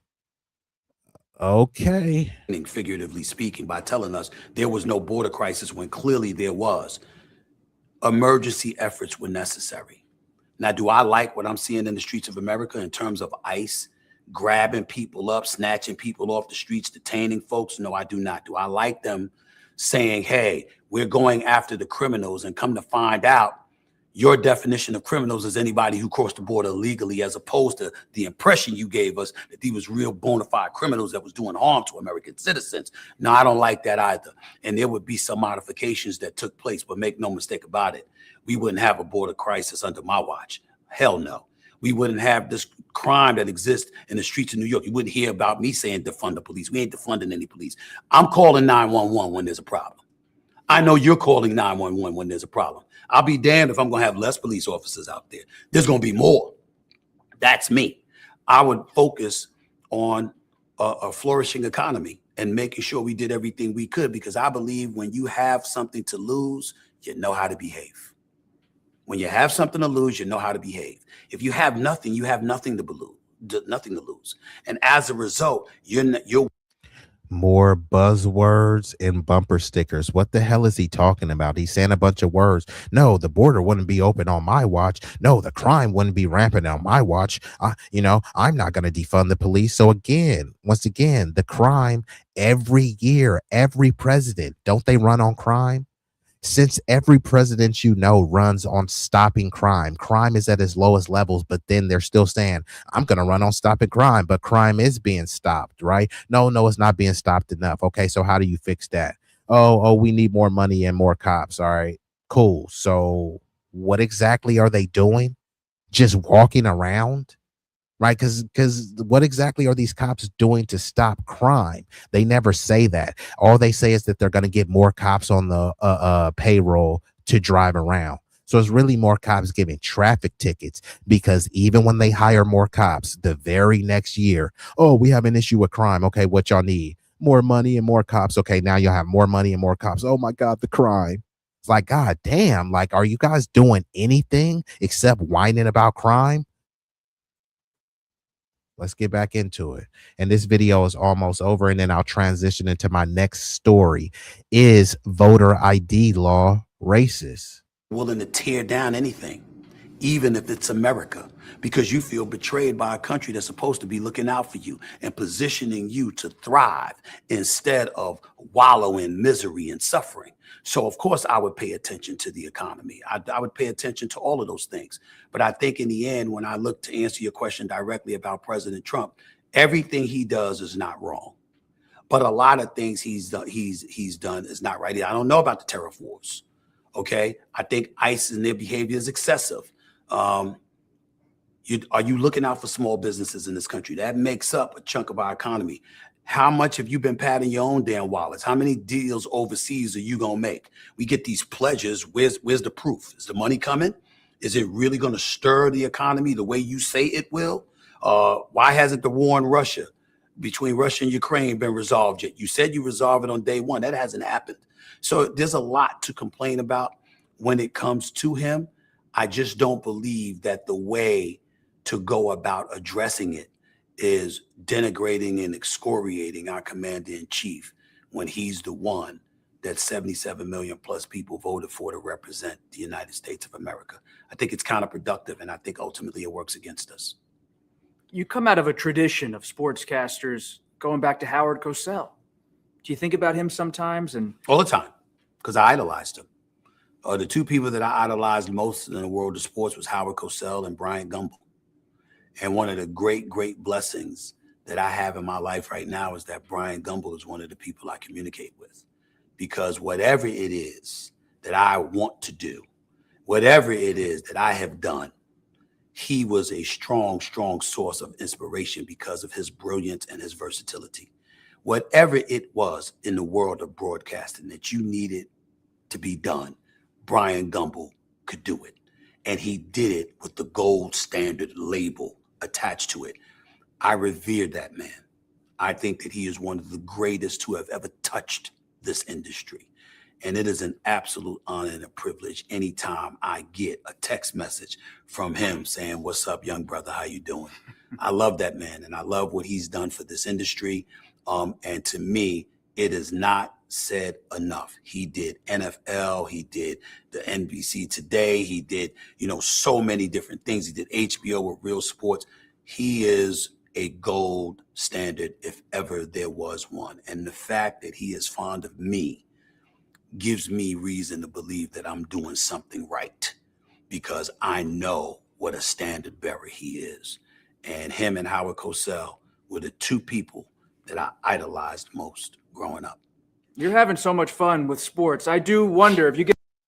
Okay, now this is just a little bit rambling. He's trying to make himself appear as, hey, he's a stand-up guy.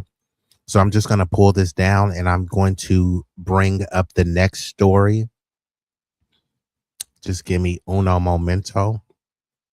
And this next story that we're going to, or the next topic we're going to touch on, is voter ID laws racist.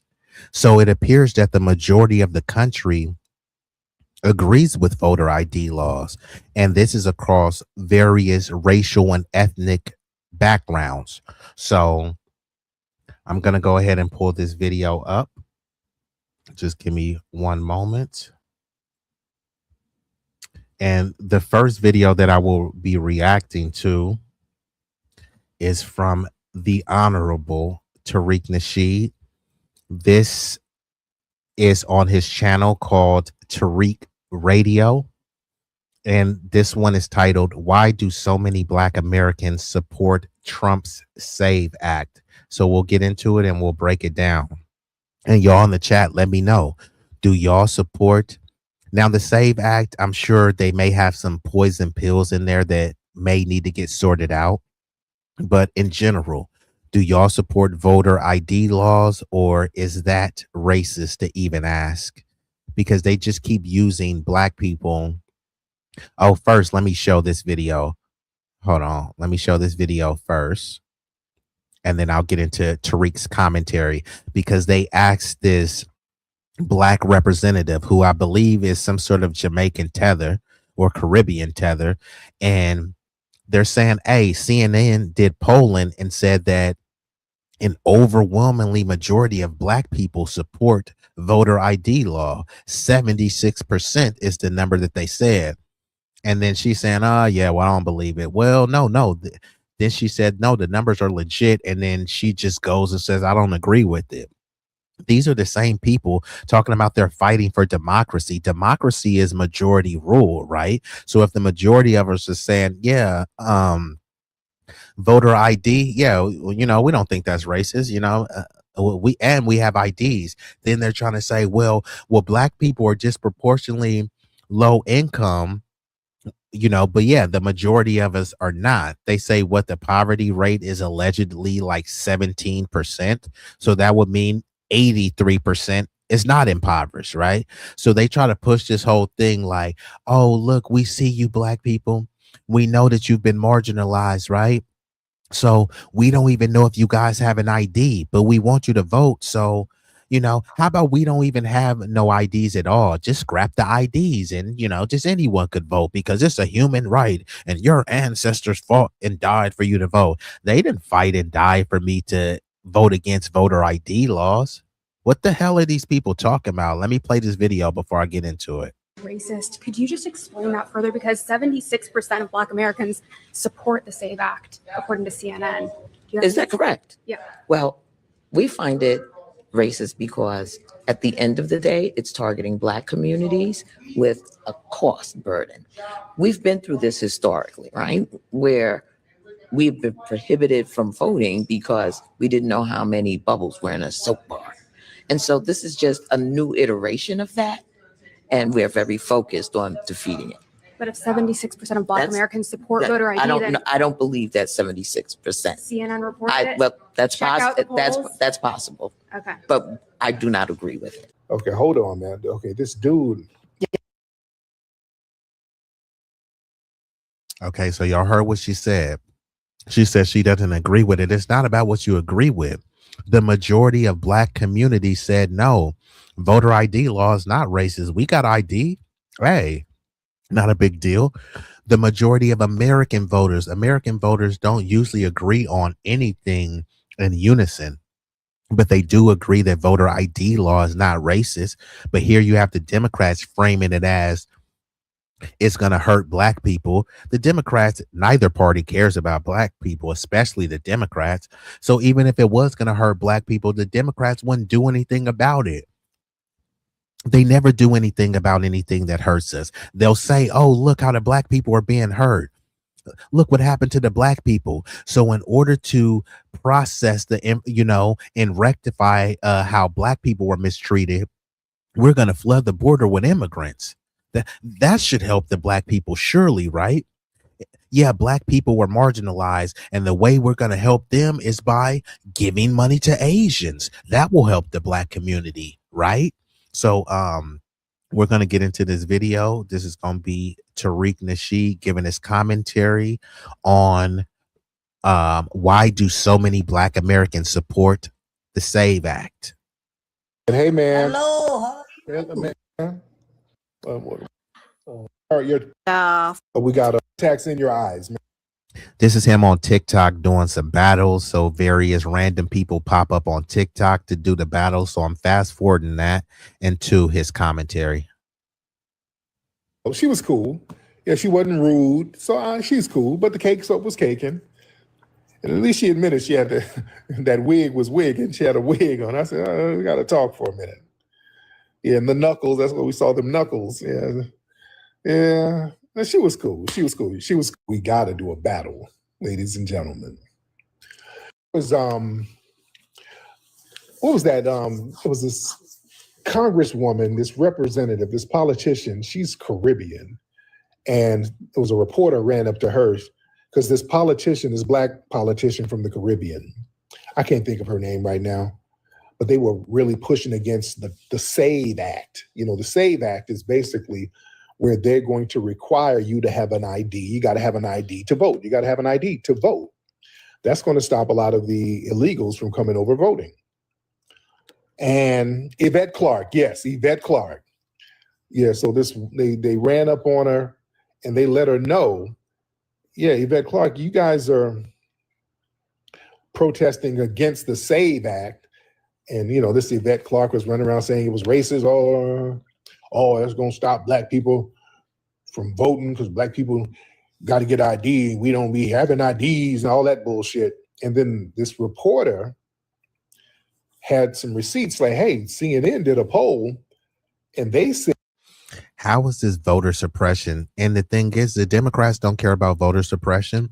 The Democrats work with the Republicans to voter suppress. For instance, Jim Clyburn in South Carolina, he worked with the Republicans to voter suppress just so he can be the only game in town. So they were forced to vote him as, you know, the big bad head Democrat in charge. Same thing with Gavin Newsom, right? He was talking about how Texas was gerrymandering districts, and then he got the courts to legally recognize and legalize his gerrymandering, and he gerrymandered it to favor Latinos.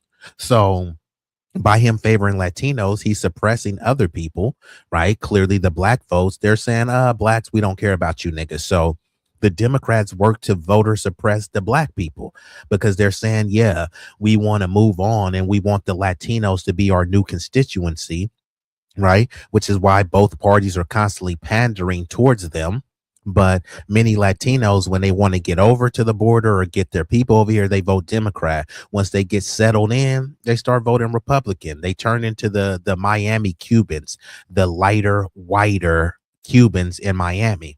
So when you're talking about voter suppression, yes, it happens on both parties, but it's a bit more sinister on the Democratic Party because they're always saying, look, we're not like those mean Republicans. They want to gerrymander. Yeah, y'all are doing the same thing. They want to voter suppress. Yeah, y'all are doing the same thing.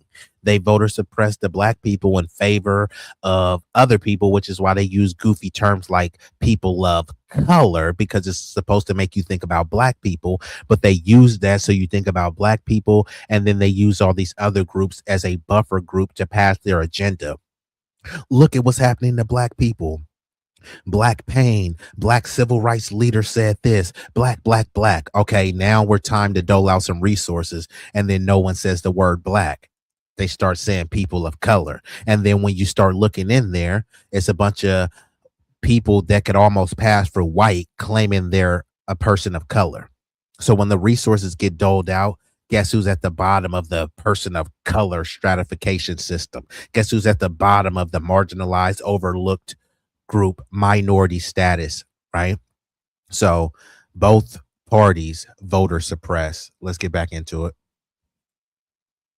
Said 76% of black people that they polled were for the SAVE Act.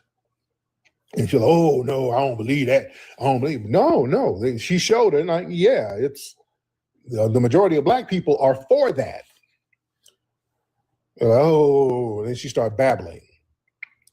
Listen, I want y'all to understand, yeah, a lot of us, yeah, she's Jamaican, by the way. Yes, many of us are for that. We don't have a problem with you having to have ID.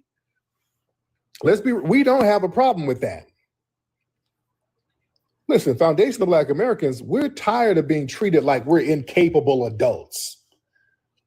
That whole narrative that voter ID hurts black people, no, that's rooted in a low expectation stereotype.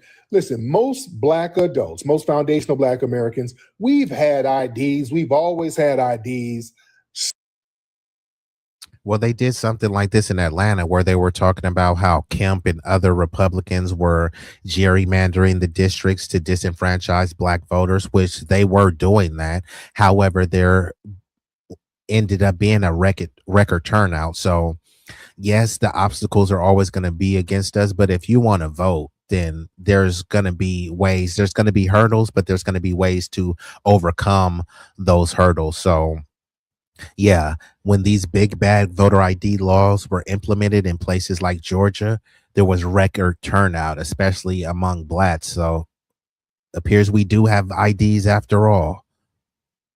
Stop this nonsense where we ain't got no ID. It's hard for us. We don't know how to get an ID. We've been here for hundreds of years. We know how to get damn ID. We're the most documented people, man. We go to somebody's grandma's house, your whole family tree's information is under her mattress. We keep ID and paperwork. Let's stop letting these people get that lie off that we don't have ID and don't know how to get it. Bullshit. If you were sexually abused while in a juvenile detention facility, you may be entitled to $580,000. That's bull.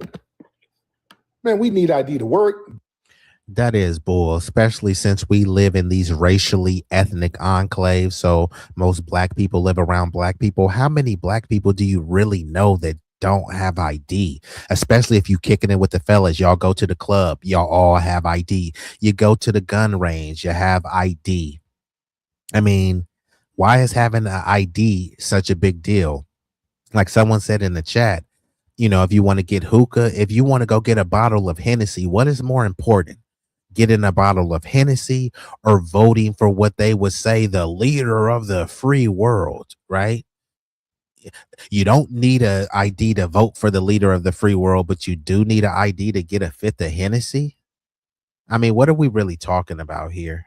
Bank, travel, pick up our kids from school, housing, gun permits, government service. Man, so yeah, I ain't got no problem with the SAVE Act. You know? Yeah, that lie, we can't function in modern society Stop it. Yeah, I don't agree with this. Like, I get what you're saying, but then you're kind of giving reverence to the Democratic talking points that this is Jim Crow 2.0, and this is really disrespectful. And honestly, to be honest, anyone making these types of arguments should really be ashamed of themselves. This is nothing like Jim Crow 2.0. They had black codes. Where are the immigrant codes? Where are the people of color codes? This is nothing like Jim Crow. Who is being lynched, right? You can bring up the Alex Preddy and Ray Nicole Good and stuff, right? But there's black people who have been killed for less than that. So, like, what are we really talking about here? This is nothing like Jim Crow 2.0. And even if it was, then hey, let society cook. How many years and decades have we been talking about that this country is racist, this country is anti-black, and people said, no, it used to be racist, not anymore. White supremacy doesn't exist. It's a hoax or anything. Get over it. Stop complaining. Stop begging. Now we're saying, okay, fine. We stopping complaining. We're getting over it. We're not begging, right? You know, this is a colorblind utopia, right? Now people are saying, no, complain some more. You know, tell us how bad this country is. I thought y'all wanted us to shut up about having a victim mentality. Now they're saying, no, tell us about the victim mentality, how this country is victimizing its citizens. Oh, like we've been telling y'all for hundreds and hundreds of years. Y'all didn't care then, but now y'all suddenly do care because you believe immigrants are being attacked. How long, how many decades and centuries have black people been attacked? But now we're supposed to drop everything, stop the presses because immigrants are being attacked, allegedly. What is really happening to them? Many of them are flying flags from countries that they think is better than this. People will come from Mexico, Venezuela, Iran, Saudi Arabia, name a place, right? And some, not all, but some of these people will say death to America. They'll be fleeing corruption, filth, famine in their homeland, but they won't say death to their homeland, but they'll say death to America while trying to flee and immigrate to America. The shit doesn't even make any sense. So to even try to compare voter ID laws to some Jim Crow stuff, it's not only moronic, but it's extremely offensive. This is nothing like Jim Crow. And yes, this nation has a history of doing deranged, bigoted, unfair, impartial things. This is what this country was founded on. But everyone said that hey, do you want to go back to Africa? Do you want to go here? Even though I'm not African, but you know the things that people say when you criticize it. How is it any different with these people, right? We're supposed to just roll out the red carpet for everyone and look, oh, you don't have an ID? Don't worry. You know what I mean? If it is such of a poll tax, the Democrats should be fighting to say, look, certain demographics don't have ID. So what we're going to do, instead of sending money to Israel, instead of sending money to Ukraine, we're going to keep that money right here and make sure that no American citizen goes without an ID because we want to know who our people are. That's America first. We love Americans, so we want to know who Americans are, right? But instead, we love America so people could vote in America without ID. Just trust me, bro. Huh? No other country does that. We're supposed to be the greatest nation. So why would we be operating like that? This shit doesn't even make any sense. Now, we're not going to go for that. Expectation stereotype. Listen, most black adults, most foundational black Americans, we've had IDs. We've always had IDs. Stop this nonsense where we ain't got no ID. It's hard for us. We don't know how to get an ID. We've been here for hundreds of years. We know how to get damn ID.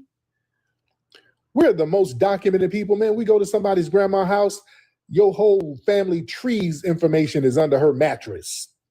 We keep ID and paperwork. Let's stop letting these people get that lie off that we don't have ID and don't know how to get it. Bullshit. That's bull. Man, we need ID to work, bank, travel, pick up our kids from school. Yes, but both parties are not saying that. Trump is not saying instead of sending 40 billion to Argentina. Let's make sure our American citizens, everyone has ID. It wouldn't, I doubt it would even cost 40 billion. Neither party is saying that. Trump is just saying, here, let's have voter ID law, and then they'll throw some poison pills in there. Everyone agrees with voter ID law. You don't need to make it excessive and turn it into a nanny state. But the Democrats are just saying, oh, it's so hard for these people to get down to DMV. It's so expensive. Fine, if it's so expensive, if it's a matter of money, why don't you subsidize them like you subsidize everything else? Notice how these NGOs are always flush with cash for migrants, but suddenly there's no money for citizens. There's a bunch of them where they'll go down. It's funny because when you go down to the NGOs, they check your citizenship status. Oh, you're an American. Get out of here. Go pull yourself up by your bootstrap. Oh, you're an immigrant. Here, come over here. This program was specifically designed for resettlement. Huh? What country could you go to and they're going to resettle you? Right now, when people come over here and tell that lie, I only came here with $2 in my pocket. Okay, what city or what state in America could you migrate to? Could you relocate to with $2 in your pocket, right? People would say that you're stupid. If you live in New York and say, hey, I'm going to move to Utah with only $2 in my pocket, people would be like, man, that's kind of dumb. But somebody comes from Venezuela or Brazil with allegedly $2 in their pocket. Okay, fine. Y'all came with $2. Where did you sleep for the first night, for the first week? You only had $2. So how did you afford a hotel, and a nice one at that? How did you afford food? So yeah, they don't tell you the other story. Yeah, you came here with $2 and then you had a sponsor that was flushed with cash that helped you, or you had a program that was specifically designed to resettle you. The opposite of pulling yourself up by your bootstrap, you know what I mean? But we're supposed to champion on more of this stuff. And then these people come over, and then there's been instances where people have accidentally voted and they say, oh, well, the number wasn't large scale. How do you really know? Because many people that come over here, they have fake IDs. So if all you have to do is show your ID, which the Democrats don't even want you to do, there's many people that have fake IDs. There was a story where a black woman had blew the whistle and said that she was giving out thousands of IDs to undocumented immigrants, charging them like 200 to 400 a pop. She blew the whistle. Guess who got fired? Her. Right? And nothing ever happened. Just type in right now, illegal CDLs in California. You know how many illegal truck drivers are out there on the road? So it's not just about having an ID, it's about having a legitimate ID. Many of these people who came here illegally have IDs, especially if it's a Hispanic dude. 4 of them will have an ID, Jorge Ramirez. And people look, oh, he looks like Jorge. Oh, he looks like Jorge. He looks like Jorge. They stole someone's identity. That's okay, fine. Y'all said that crossing the border, okay, that's a petty crime. Stealing people's ID, is that really a petty crime? False pretenses, driving on the road with a fake license that you know is fake, that's multiple crimes after multiple crimes. It's not just a petty crime of crossing the border illegally. You know what I mean? But like, what are either party doing about it? Nothing. Let's get back into it. Housing, gun permits, government service, man. So yeah, I ain't got no problem with the SAVE Act. You know? Yeah, that lie, we can't function in modern society. Stop it. No, we're not gonna go for that. And listen, voting integrity, ladies and gentlemen, that's a civil right issue. Foundational Black Americans. And shout out to Jaja. You're right. It's not just diabolical, it's insidious and very sinister. Sending billions upon billions to Israel while Americans suffer is utterly diabolical. It's true. Like I said, MAGA is not even really MAGA anymore because their leaders of MAGA are MIGA, making Israel great again.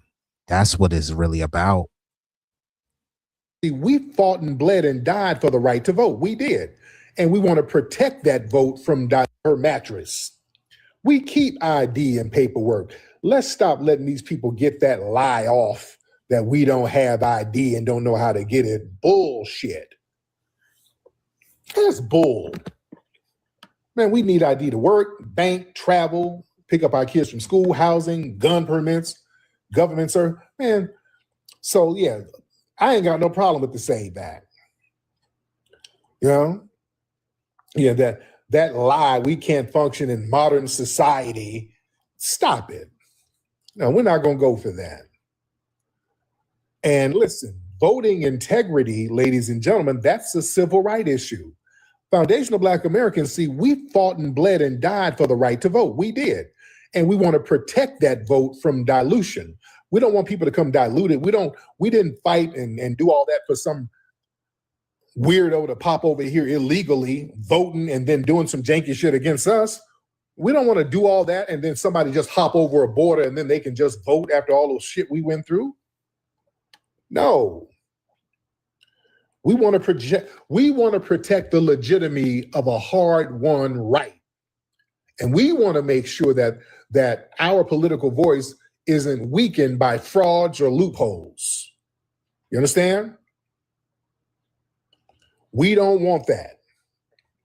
Because we know what the con game is. We see through it. It ain't for us. Let's stop playing. We already know it's a con game. Listen. And it is a con game. The voter ID, look, fine. If Democrats want to move on and have this new constituency of illegal, undocumented people who they plan to give amnesty or a pathway to citizenship so they'll be citizens, right? If y'all want to do that, fine. Just stop trying to crowbar Black people into it and saying, hey, we want to have people vote without voter ID just because we love the Blacks so much. Okay, what are you going to do for the Blacks? Oh, we ain't doing nothing for them niggas, but we care about them so much, right? They care about them so much, but yet they just keep dumping immigrants into a Black neighborhood to now the neighborhood ain't even Black no more. It's a Hispanic neighborhood, right? Historically Black neighborhoods, they're just dropping immigrants over there. And then, we was cool, because we were like, okay, fine, we're all marginalized. And then it turns around that these other groups, they want to get closer to whiteness, right? Well, white supremacy, not whiteness, because white people are beautiful people, but white supremacy is extremely ugly and grotesque. And many of these groups, they want to get close to it. The way you get close to that, that gives them these perceived benefits, and it bumps them up a peg on the racial stratification. They know they're below the whites, right? But they're like, hey, as long as we're above the Blacks, we're cool with that. Because many of these people have been subjugated and sold out in their own homeland. And if they think if all we got to do is flee to another country that will treat us better than our homeland, and all we got to do is shit on the Black people, sign me up for it. People will come over here in droves for that. If they treat Black people like crap in their homeland, they're not going to come over here and start loving on Black people. They worship whiteness in their homeland. They're not going to come over here and start hating white people. I mean, it's not really hard to figure out. So the Democrats are just doing this so more undocumented people could vote. And then even if it's a handful of votes, there's multiple elections that have been won by 20 votes, 100 votes. So even if it's mistakenly, oops, my bad, hundreds of people accidentally voted. But yeah, now this person has already been elected in office.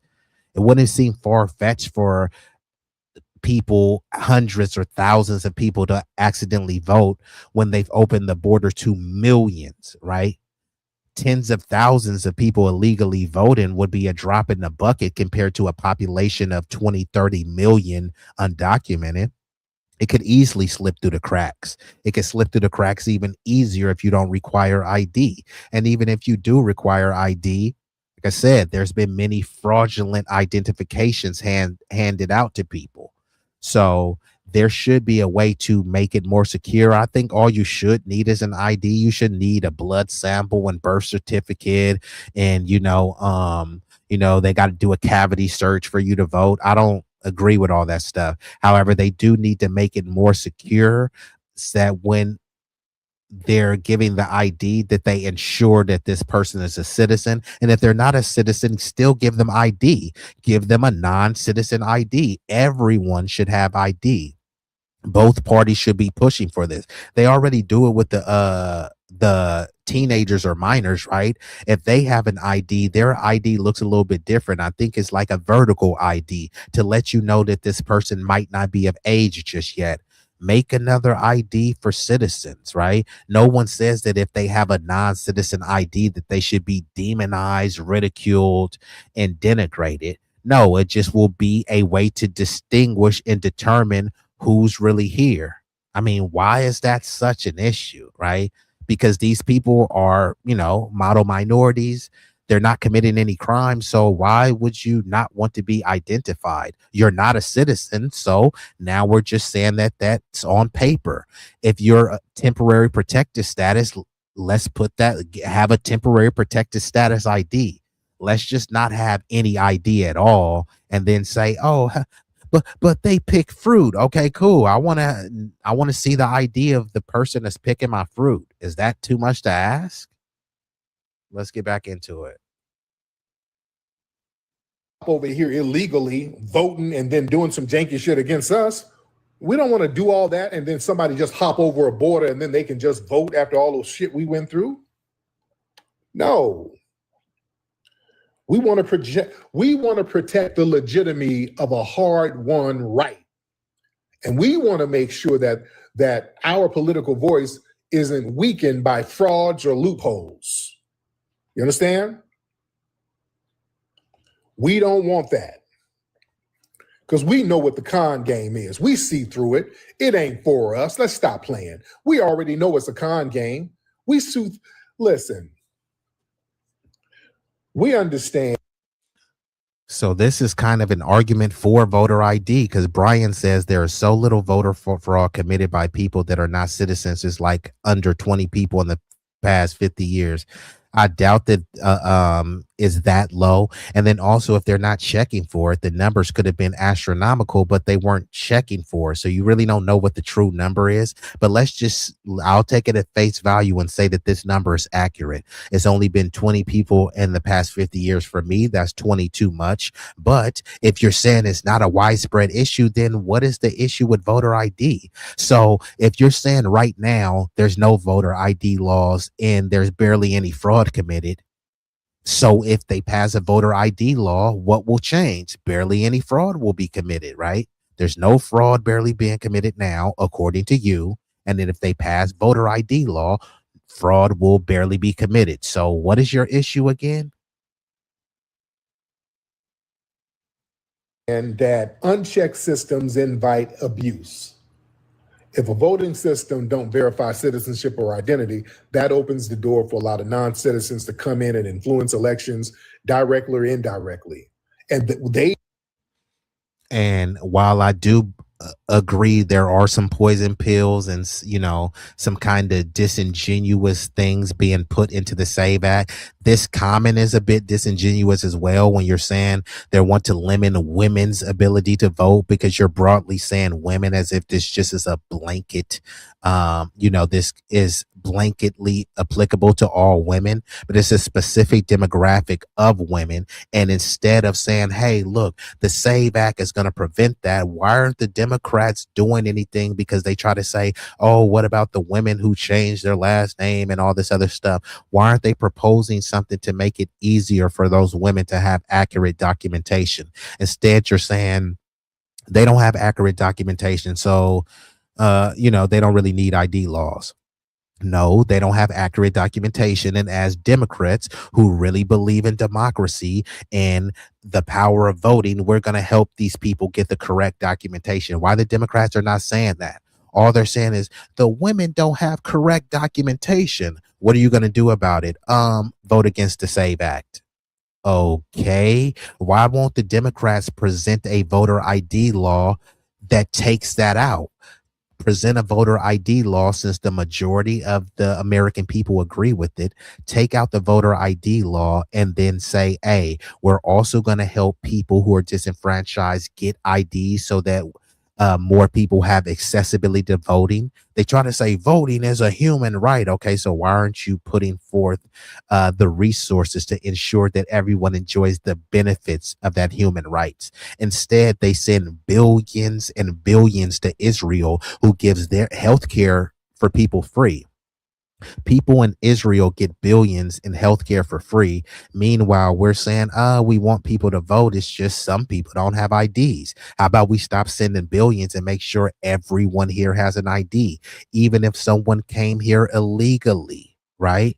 They should have an ID. They should have an undocumented non-citizen ID. Someone should have a temporary protected status ID.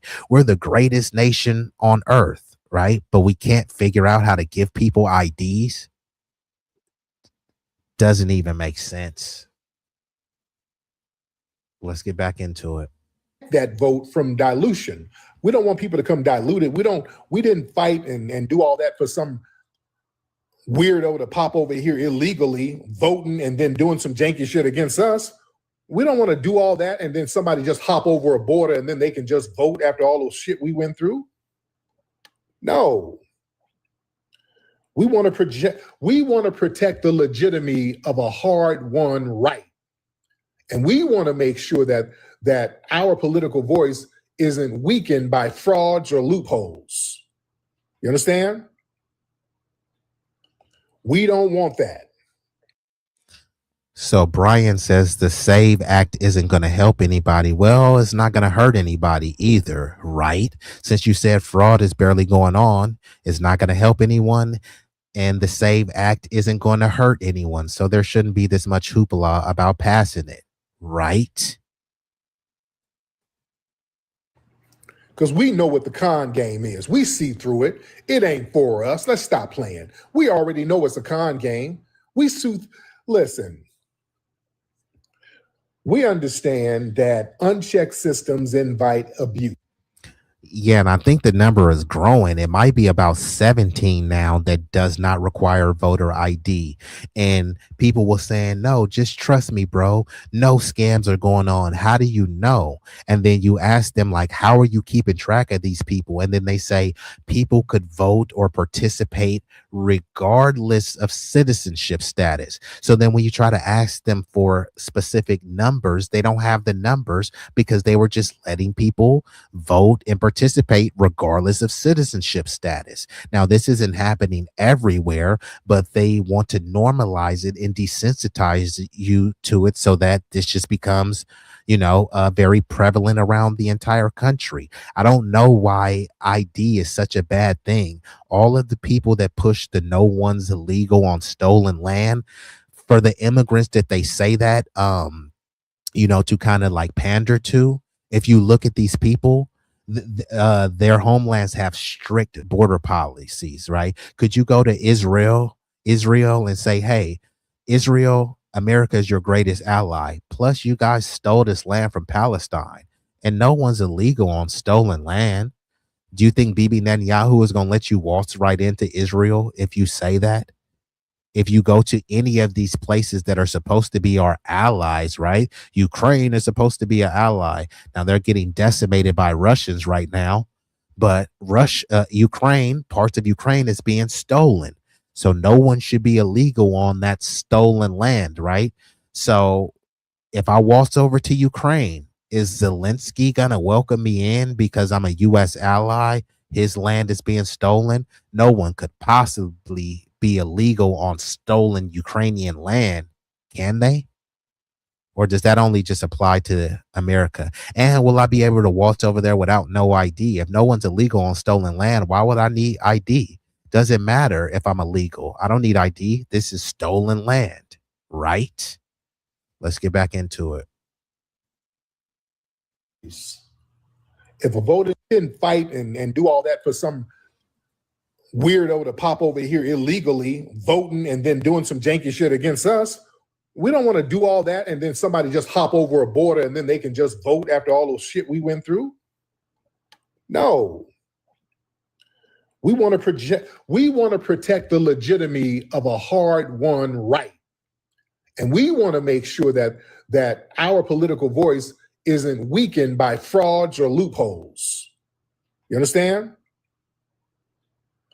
We don't want that because we know what the con game is. We see through it. It ain't.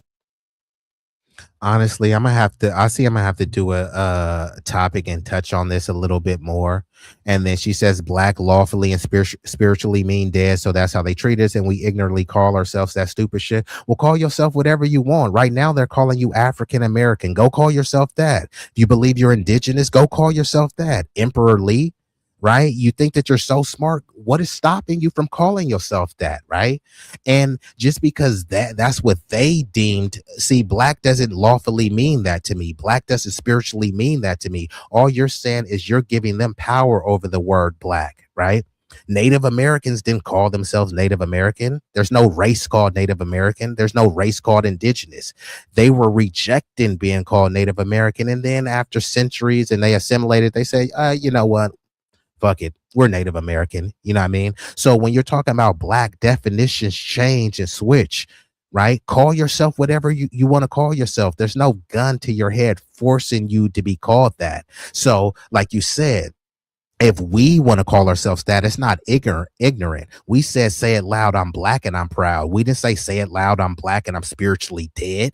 That's some shit that they told you. Like Malcolm said, who taught you to hate yourself? So if you're self-defeated and you're buck broken psychologically and maybe physically and you hate yourself, that's fine. But not everybody else feels like that. Call yourself whatever you want to. No one is stopping you, right?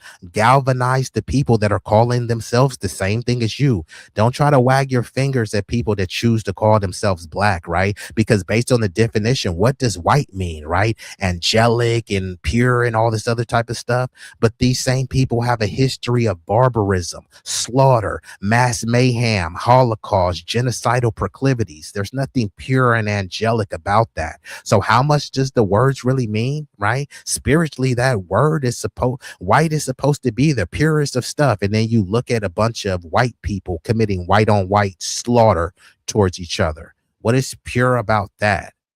So yeah, this comment was pretty stupid, but call yourself whatever you want. I'm going to continue calling myself a foundational Black American freedman. And I'm not pushing that on anyone else. Identify how you identify. Just stop kind of whining to people. You know, it's the same people when they say, why y'all call yourselves black? Black is a color. So is white. White is a color. Same thing with people that are saying, I have brown skin. Oh, you mean a color? Asian people who came over and many of them have the same complexion as white people. They were called yellow, another color. You know what I mean? So yeah, no one is saying that their skin is exactly black as an ethnonym. So it means more to people than whatever, you know, someone has instilled in your head. Let's get back into it. For us, let's stop playing. We already know it's a con game. Listen, we understand that unchecked systems invite abuse. If a voting system don't verify citizenship or identity, that opens the door for a lot of non-citizens to come in and influence elections directly or indirectly. And we know that it's a loophole they're trying to use to get these illegals to get out here and vote. They want to use us as proxies so that tethers can come in and start. Yeah, so shout out to Trishelle who says black means original. To the people that saying black means dead, that's not what black means to me. And if it means that to you, that's fine. But stop trying to project that onto me. And original is fine. You know, another euphemism for original, foundational. Let's commence. Getting the right to vote easily without having to show the right IDs. Yeah. And these Democrats. And shout out to Disciple of Christ. She gets it. I say black and white now. Elon Musk is an African American, which is why we dropped it. Elon Musk, African American. Charlize Theron, African American. Dave Matthews from the Dave Matthews Band, African American. French Montana, a Moroccan Arab, African American. Cynthia Erivo, who is a Nigerian British woman, comes over to America, African American. Idris Elba, an African British dude, comes over to America. He's African American. So no, that was a erasure term.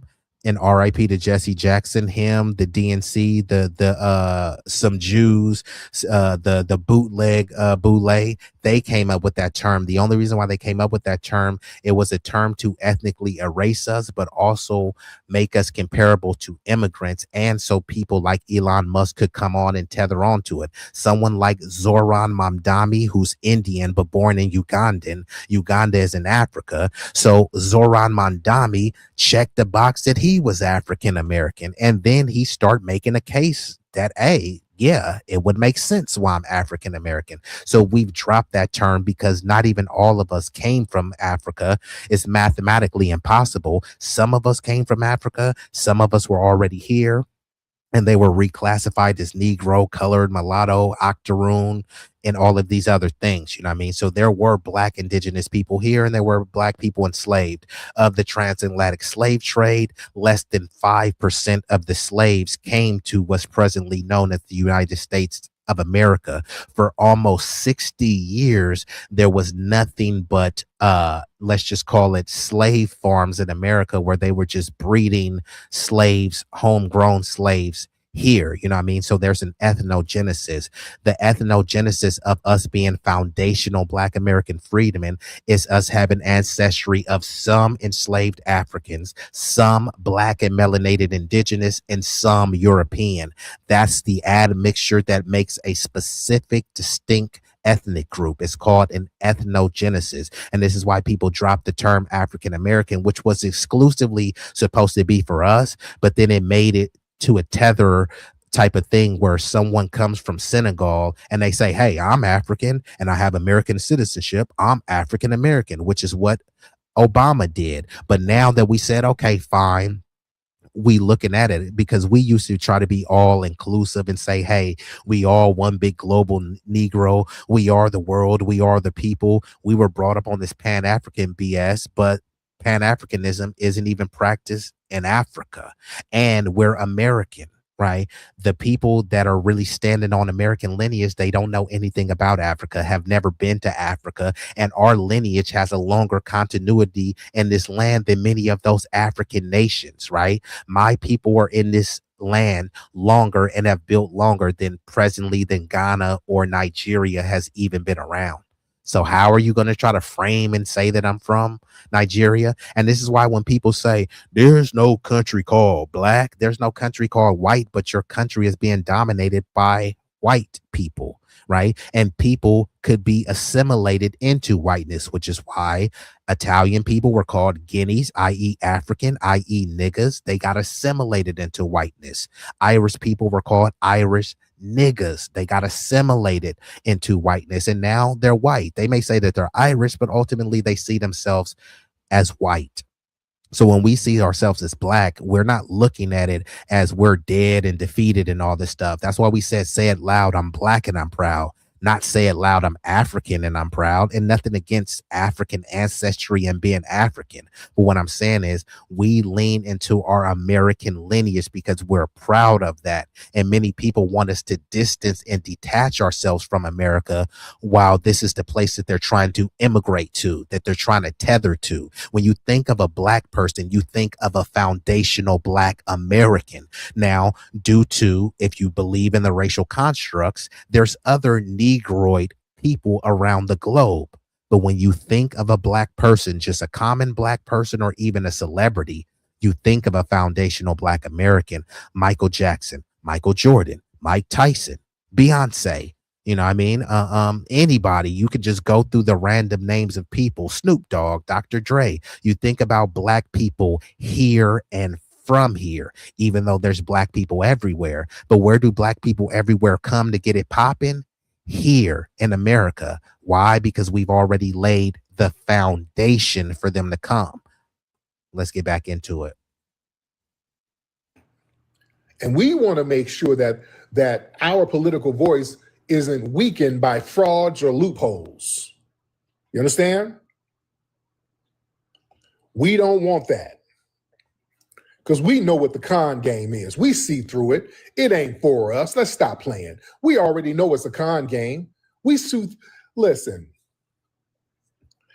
we understand that unchecked systems invite abuse. If a voting system don't verify citizenship or identity, that opens the door for a lot of non-citizens to come in and influence elections directly or indirectly. And we know that it's a loophole they're trying to use to get these illegals to get out here and vote. So Brian says that the talking points are headed towards a white racist. What talking points are specifically aligning with a white racist? And 2 + 2 is 4, no matter who says it. So if there's a hillbilly snaggletooth bigot that says 2 + 2 is 4, I'm not gonna say, hey, I like this dude and I want to have a beer with him. I will acknowledge that this bigot said a fact and I will move on. Sometimes there are racist, bigoted, hateful people that make points that are in alignment with others. It doesn't mean that you should start heaping praise on them, but you could acknowledge a fact when it's spoken. Like I said, 2 + 2 is 4, no matter who says it. Now, I'm not going to look and say, oh, this person got the answer right, so now they're a genius. It's just like, no, they got this answer right. And shout out to the hardest working mod on YouTube. Vibrant Lowell says a difference of opinion is welcome, presented in a respectful manner. Thank you. And for the most part, people have been respectful. Even if I disagree with you, even if you get in a little bit trollish, bring some level of sophistication and scholarship, and also have some decorum as well, because we do welcome contrarian views here. We usually dismantle and debunk them, but they are welcomed. So thank you. Let's get back into it. They want to use us as proxies so that tethers can come in and start getting the right to vote easily without having to show the right IDs. Yeah. And these Democrats, they're shocked because they built a false narrative. See, the outrage is not that Foundation of Black Americans support IDs. See, the Democrats assume that Black people would automatically oppose. No, I agree. And this is why I said there are many people that are melanated and people based on, because race, you can say all of these things, race, religion, ethnicity, nationality, all of these are a social construct. So let me give that preface first, right? So yes, and this is what they've convinced people, that every person from here came from Africa, but there were Negroids all across the globe.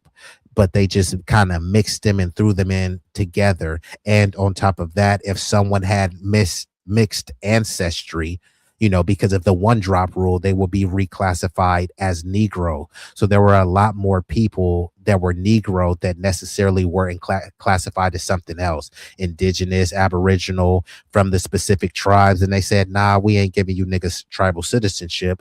You're just another nigga. You know what I mean? But yes, not every Negro is African or came from Africa. Oppose it. See, that assumption relies on a caricature of Black incompetence. They want to believe that we're just so incompetent, we need these little special deals for us, and we're not going for that. You see, we're showing how condescending we think they are. You see?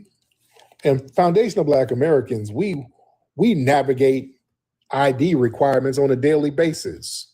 You need IDs to fly. You need IDs to enter federal buildings.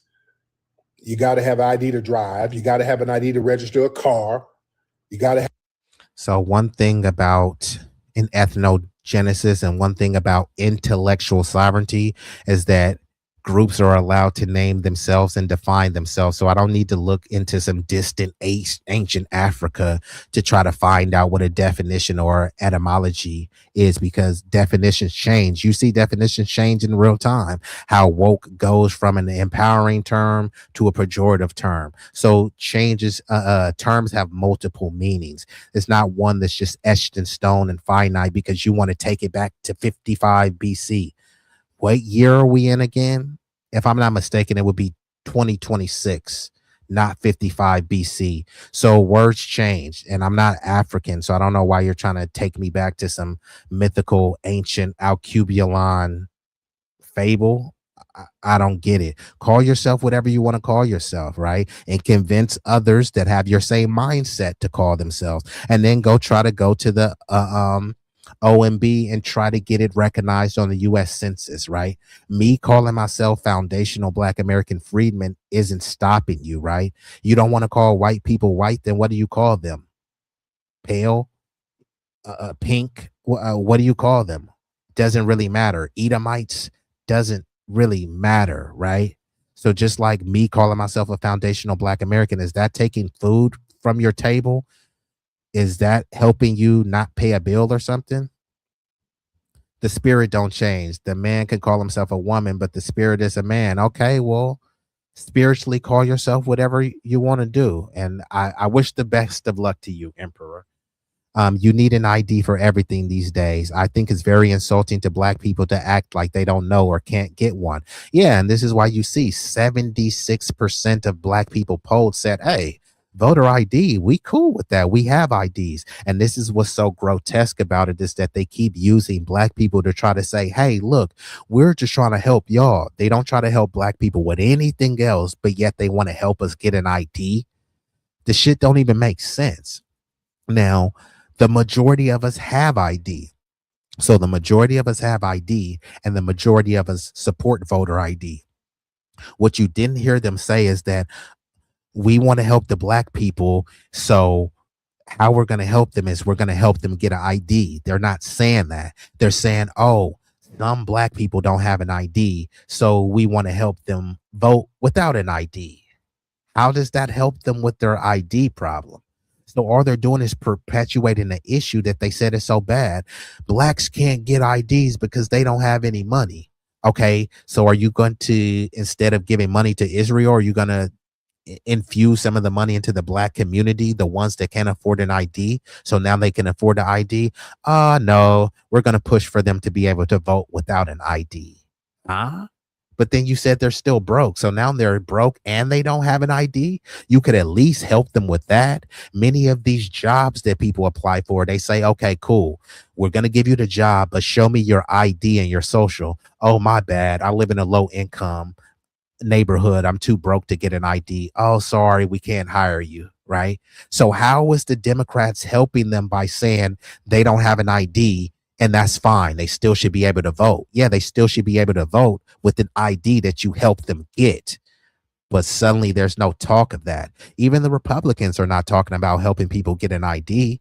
So, you know, this issue is just being used as a political football. Everyone should have an ID, undocumented people included.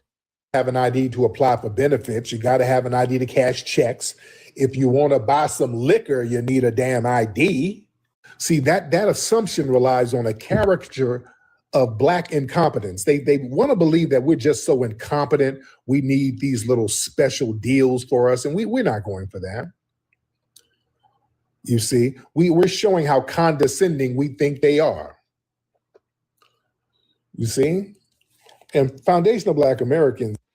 So if it's not just an ID that's needed, let me know what else is. And I already said earlier that Trump is trying to insert some poison pills in there that I believe is going a bit too far. However, the Democrats are just saying, oh, no, this is bad. The Democrats, most of the American people support voter ID. So the Democrats should be saying, look, Trump has this SAVE Act. This is our version of the SAVE Act where we support voter ID, but they take the poison pills out. The things that they think is too bad and disenfranchises women and other people, the Democrats should be showing a way to pass this law in a more humane or a more just way. Instead, they're just saying, nah, people shouldn't have to vote. People shouldn't need ID at all. Okay.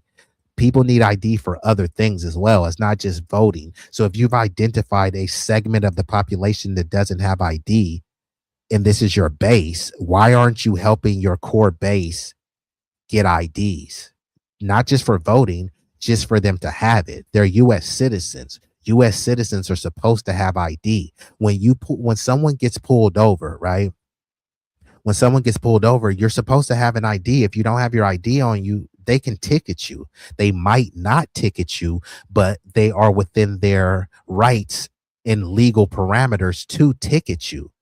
Would you want people just being ticketed for walking around without an ID? No. So let's help these people get the ID. Don't send no more money to Argentina, no money to Israel, no money to Ukraine, none of those things until we get our American citizens taken care of first. America first, right? That should mean Americans have IDs first before you can try to say, hey, let's go help Milei in Argentina, right?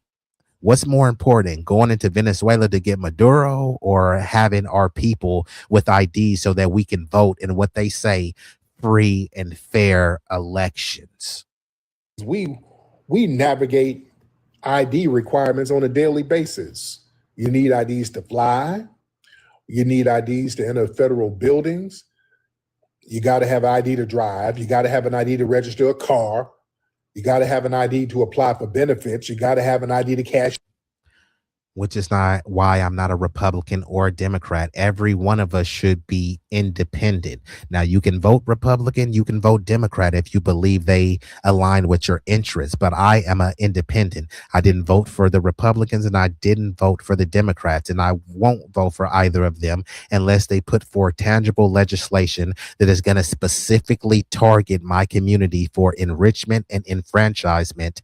And I support universal policies that help uplift the country because I am America first. Neither party is putting forward that. They're having these little culture wars. They talk more about trans bathrooms than economic issues, than economic kitchen tables, right? They talk about the Epstein files and we're a nation of laws, yet no one is being arrested from the Epstein files, right? So yes, both parties are the same. So I'm not framing this as if the Republicans are good. Both parties suck. Did you not understand? Two fangs on the same viper, two cheeks on the same booty. They're just two separate teams in the league, in the same league. They're beholden to the establishment. So yes, neither party is going to do anything for you unless people come together and put their cognitive dissonance to the side, put their bigotry to the side, and see that, hey, like George Carlin said, it's a big club and you ain't in it. Instead of worried about BLM and George Floyd and calling black people niggers, hey, you should be trying to come together with them because they're not suppressing you, they're not subjugating you, and they're not oppressing you. But people that look like you are. And the only way you're going to be able to stand up to them is if you have a mass movement, right? You're not going to be able to do that just simply whining online. You're going to need to organize, strategize, and mobilize offline. So then when we show up to these politicians and as black people demanding tangibles, as white people demanding tangibles, Asians and all this stuff, and we're all forming a cohesive unit and coterie, then they have no choice but to bend the knee to our will. Instead, if they keep us fractured, they're going to continue bending over and spreading cheeks for the establishment. And many people are allowing them to usher in a police state because they keep blaming, you don't want BLM to come back. You don't want a bunch of George Floyds running loose. So then people are like, oh, okay, cool. Give the police more money. And now they're crying and saying, defund ICE. ICE is just immigration police. Even if you defund ICE and abolish ICE, they still have INS and DHS. It's just going to be another organization deporting people, but they won't be called ICE. And then let's just say they defund and abolish ICE. What, you think that police are start going to be, more gentle with their handling of the citizens? Like, who are we kidding here? Checks. If you want to buy some liquor, you need a damn ID. The hell they think they talking to? Yeah, you need an ID for everything, and we got it. See, the black voters are rejecting that whole thing of us being used as a shield. See, they use us as a rhetorical shield, and they want to do all that. Well, we got to oppose this because it's going to hurt black people, without actually asking us. And it's really a proxy for other people. And we're like, we ain't being no proxy no more. And look, the SAVE Act to us, it aligns with fairness. It's not exclusion. Yeah, we're fine. We're not even asking for special treatment. We said, okay, we just want everything to be equally applied. And if an ID is required for everything else in civic life, voting should not be treated as an exception that it invites a whole bunch of exploitive tethers. We don't want that. And right now, foundational Black Americans, we're becoming more politically independent. We're not letting them scare us with none of these scare tactics. And you better believe that the foundational Black American delineation, that has something to do with it, see, these people are seeing in real time how this delineation is affecting a lot of things, ladies and gentlemen. Do you understand that? They can sit up here and lie to themselves in these little chat rooms all day and act like it's just a small group of people cornered around at a clubhouse somewhere calling themselves FBAs. You can play games with yourself if you want to. You see these polls coming out. That's based on delineation. You see these politicians not getting elected. What's up, Kamala? That's based on delineation. You see these ICE trucks getting people the hell up out of here. That's based on delineation. Who is this? Okay, so let me transition into the next video, which is on the same topic, and then I'll get ready to shut her down. This video is going to be a reaction to Tim Black. He's touching on the same topic. It's titled 76% of Black Americans support voter ID. Democrats don't care. So you can find this on Tim Black's channel. Let's get into it. Civil rights and is racist. Could you just explain that further? Because 76% of Black Americans support the SAVE Act, according to CNN.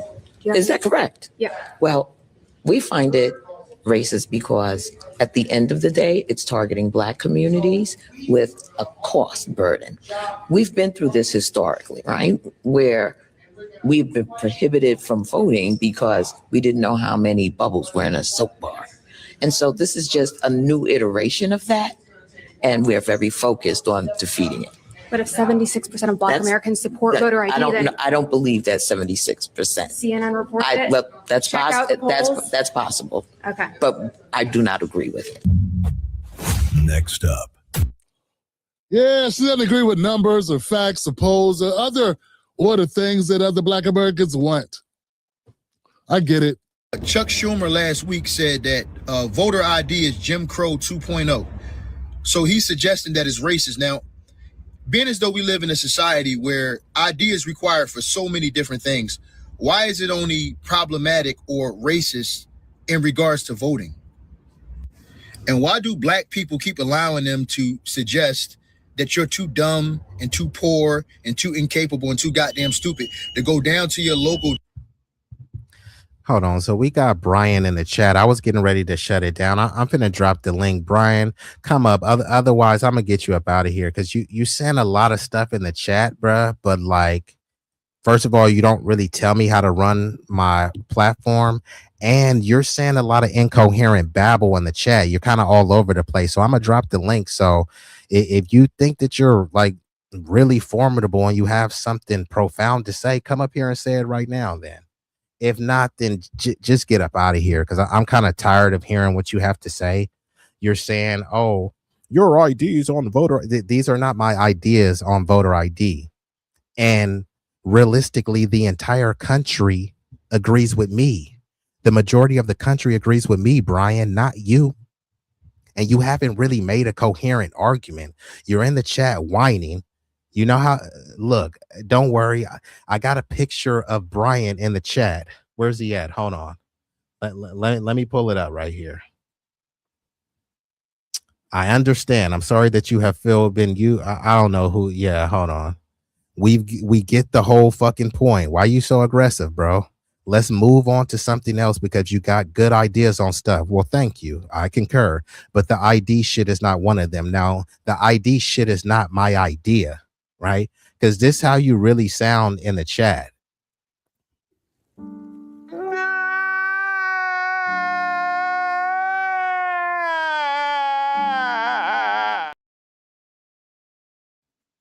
I'm waiting for you to come up, Brian. If don't, then just stop, right?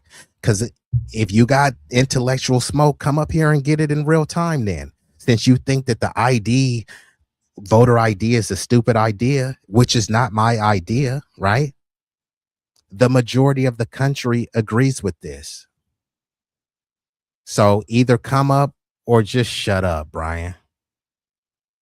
And don't worry, I'm actually this is the last video on this topic. But I may come back later today and do a stream, maybe. DMV and get an ID or a driver's license. Does anybody really take these people seriously, fam? About 83% of the American people, including majority Democrats, support voter ID laws. Well, yeah, the voter ID laws that first, each state can have its own voter ID laws, and some do and some don't.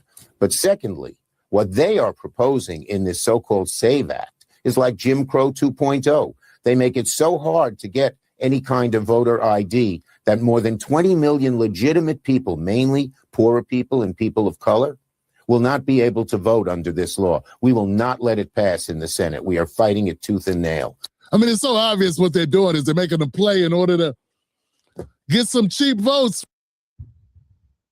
And shout out to Tutneys. And I know Tutneys was talking about earlier, the woman who was saying, we've been through this. No, you're Caribbean. Your family wasn't even here. So whenever they try to say, we black folks need to do this and we been through that, like. Who is we? Who is we? When y'all start speaking French, one more again, ain't she Caribbean? Who is we? Who is we? Let's commence. Legitimate people, mainly poorer people and people of color, will not be able to vote under this law. We will not let it pass in the Senate. We are fighting it tooth and nail. I mean, it's so obvious what they're doing is they're making a play in order to get some cheap votes from people that feel encumbered like they got to vote for them. For the new SAVE Act and for the mega act to pass. On the Senate side, it has very strong support from Brian, you got all this stuff to say in the chat, bro. Click the link, bro. If you scared, then go to church, bro. Get out of here, go pray, go to church, bro. And no, this is not for a soapbox. This is my platform. So obviously people came here to listen to me. They didn't come here to listen to you whine in the chat. But I dropped the link so you can come up here and you can hash out. Since you think you have brilliant ideas, you literally didn't even give any solution. All you said was voter ID is stupid. But you didn't really say why it's stupid and what should be in replace of that. I dropped the link. You can come up. Otherwise, like I said, if you scared, go to church, bro. It's okay. You do seem a bit petrified, and that's okay. Then go to church. Let me get back into it. Hold on.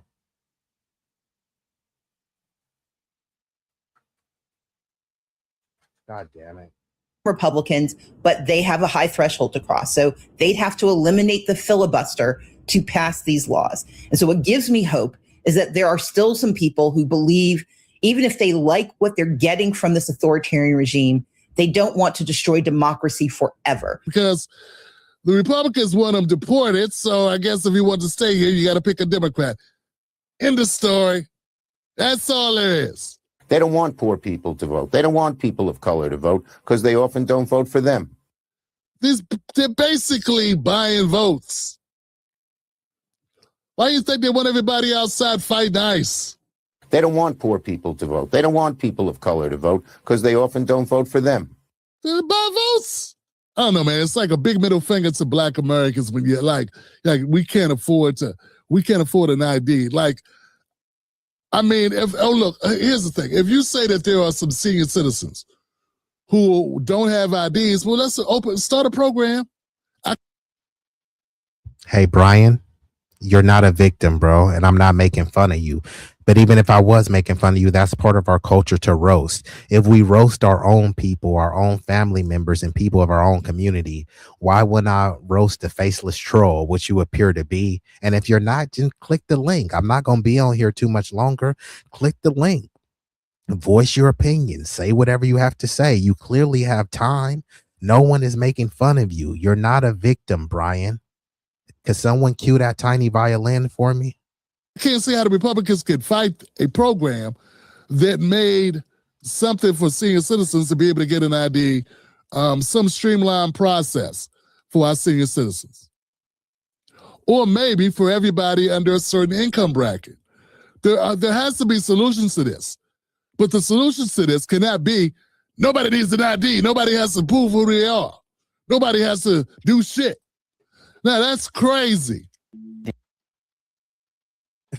I had to give a shout out to Pamela. Pamela cued the tiny violin right on cue. Appreciate that. The purpose of the SAFE Act is to ban non-citizens from voting in federal elections and also to implement some kind of voter ID law where you would have to show your driver's license when you go to cast a ballot. So the initial version of the SAFE Act that Chip Roy introduced and Mike Lee introduced in the Senate in late January would have required some form of ID at the ballot box that proved you were an American citizen. So something like a passport, for instance.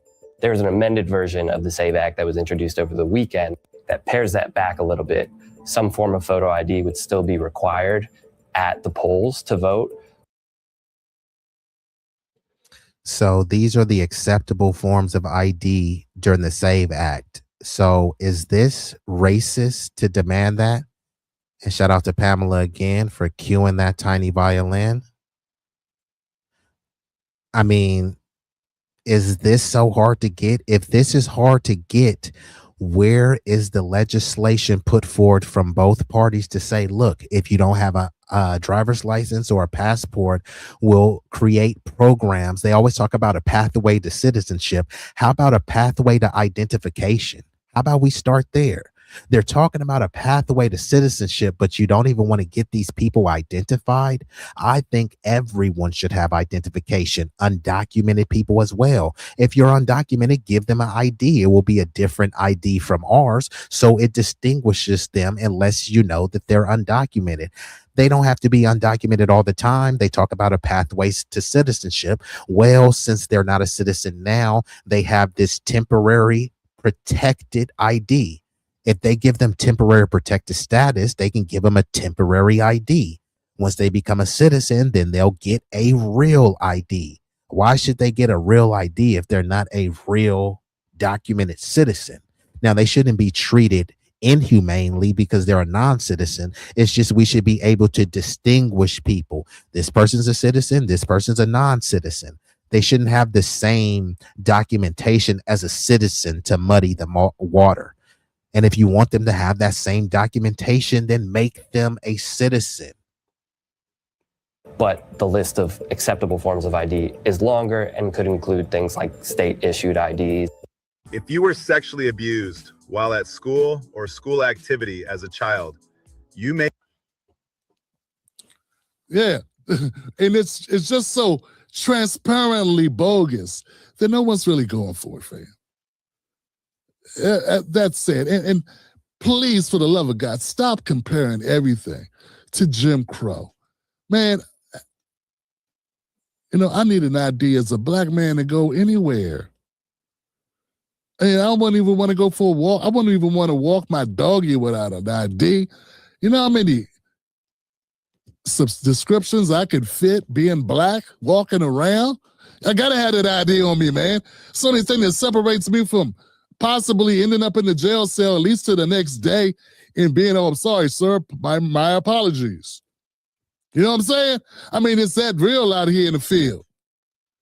Don't listen to these Democrats, these political operatives, fam. Do not listen to them, fam. If all the states already have this, what's the issue then? Implementing something that you say the states already have? What's the issue? Black men and women, take your ID with you. You should have an ID. If you don't have an ID, get an ID. All right? Get an ID. Make that a priority. Not to vote, to walk the earth. Okay? How about that? How about it's a responsibility that we should all be able to achieve and be able to check that box because it's so important not to have it. Okay? And so, you know, people are going through right now. They're getting shaken down by the ICE agents, Department of Homeland Security, or whatever. Have your ID. Have your ID.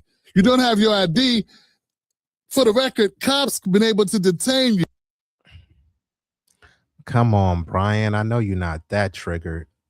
Hey, and even if I did make fun of you, consider that as a compliment, right?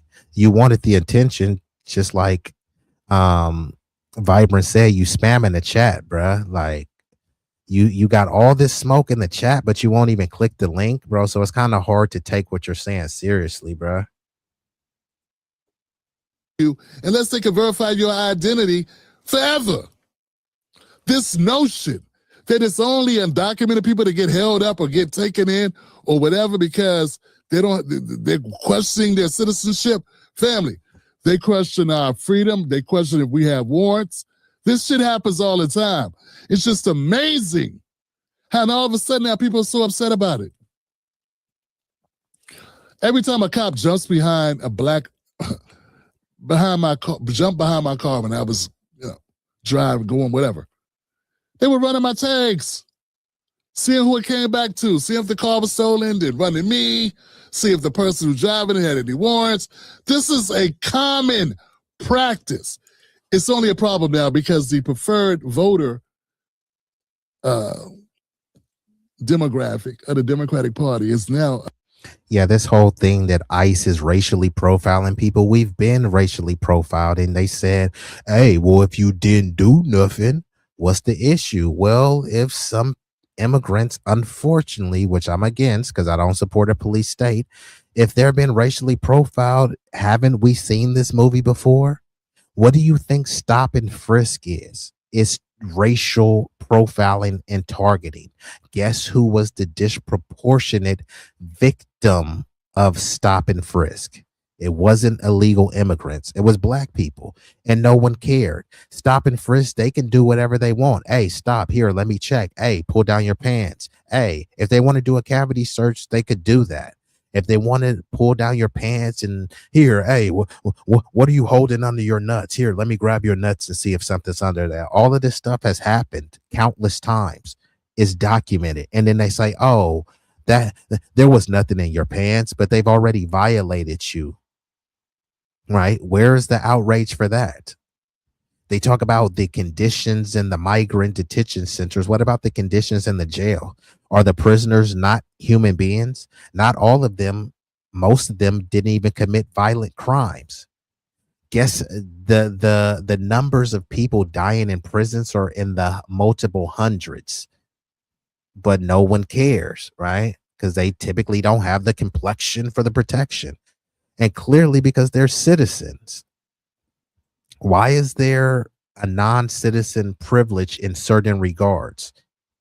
Under scrutiny. And it kind of throws the whole monkey wrench in the whole Joe Biden. Open up the floodgates and allow everybody to come in if they aren't going to be able to vote and if they're not going to be in the country. So to me, that's what this is all about.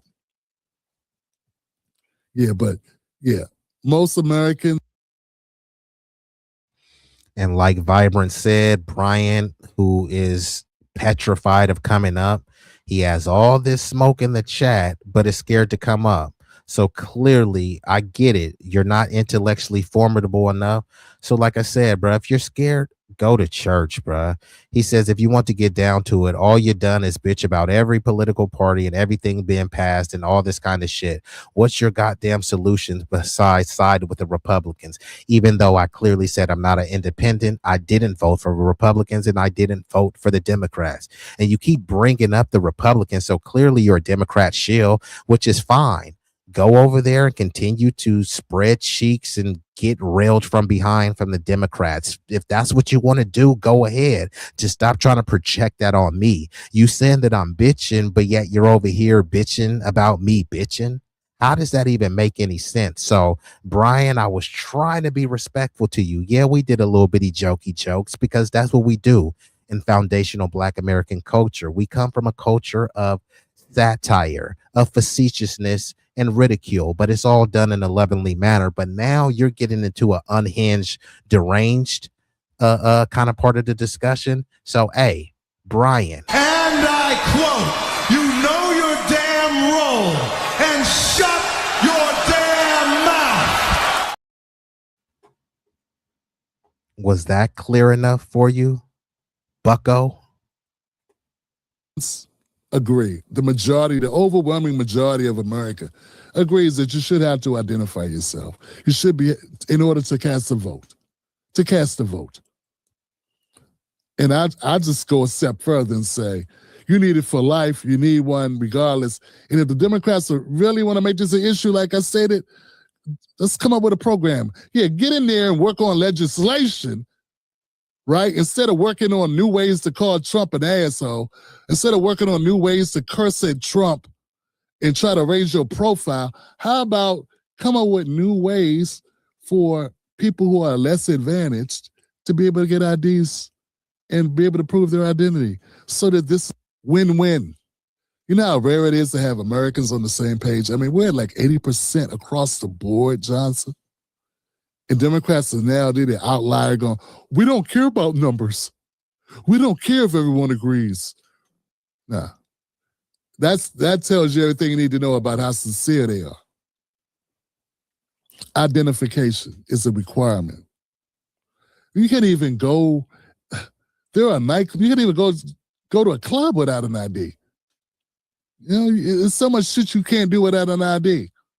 Last time, I haven't been to a club in a long time, but last time I remember, you had to present ID to get into a nightclub. You had to have ID to go into a swimming pool. You had to have ID to cash a check. You got to have ID. It's all types of shit you need IDs for. Identity. Can't buy a beer. And you want to pick the president? And then you want to say that's the same thing as having to guess the number of marbles in a jar? Just taking the pain of our history and our legacy in this country and using it to help your party, man. It's disgusting. Not everybody's that stupid. We know it's the reason why. And the reason doesn't help us. Correct. Yes. This whole we don't want voter ID because we're trying to protect the blacks because the blacks are downtrodden and they don't really have IDs like that. Yeah, the majority of us have IDs and the majority of us support voter ID. And not only that, he said only illegals got no ID. Well, there are some illegals that do have IDs. Because there was a scam to give them IDs, which is why in places like California, there's a bunch of illegals that have illegal California's driver's license, and they've actually been running into people. And there actually was an illegal who was fleeing from ICE, and he killed a foundational Black American sister. Actually, I don't even know if she was actually, it doesn't matter, what her racial or ethnic background is. I'm just using this. Let me try to see if I can pull this up before I head out of here. And I appreciate everyone that's viewing this live concurrently. You could have been anywhere in the world. You chose to be here with me, at least momentarily. And for that, I thank you. And I am getting ready to shut it down pretty soon. I just want to see if I can find this article real quick. I'll probably pull that up and then I'll start winding it down. So just give me like 1 minute to look for that article. And in the meantime, check this out. That was nasty, bro, like a nasty. Oh, I got a nasty flow. My baddie, though, is a classy bro. I manage her and she escort. International exports. I got hardware, my tech support. Really about that business, cause I'm that dude, but you just adore. Used to be on that block, equipped with a Glock. I sold all kind of dope. 10 toes down on the pavement. I send that bitch like an envelope. Enclosed with a love letter. I love cheddar, so I grind hard. I be putting that work in, but I ain't punching no time card when it comes to being a boss, nigga. I am the epitome. You keep hating, belly aching, but it takes more to get rid of me. I am full of energy, but I ain't feeling. Okay, so we're back at it. So now you can see driver fleeing ICE officers crashes, killing a Georgia teacher, authorities say. Look at this, right?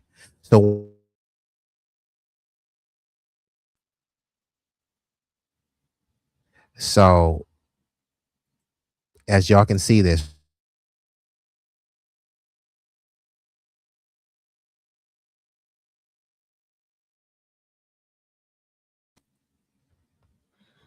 Okay, so just so y'all can see, I showed it was showing that the driver fleeing ICE officers crashes, killing a Georgia teacher, authorities say.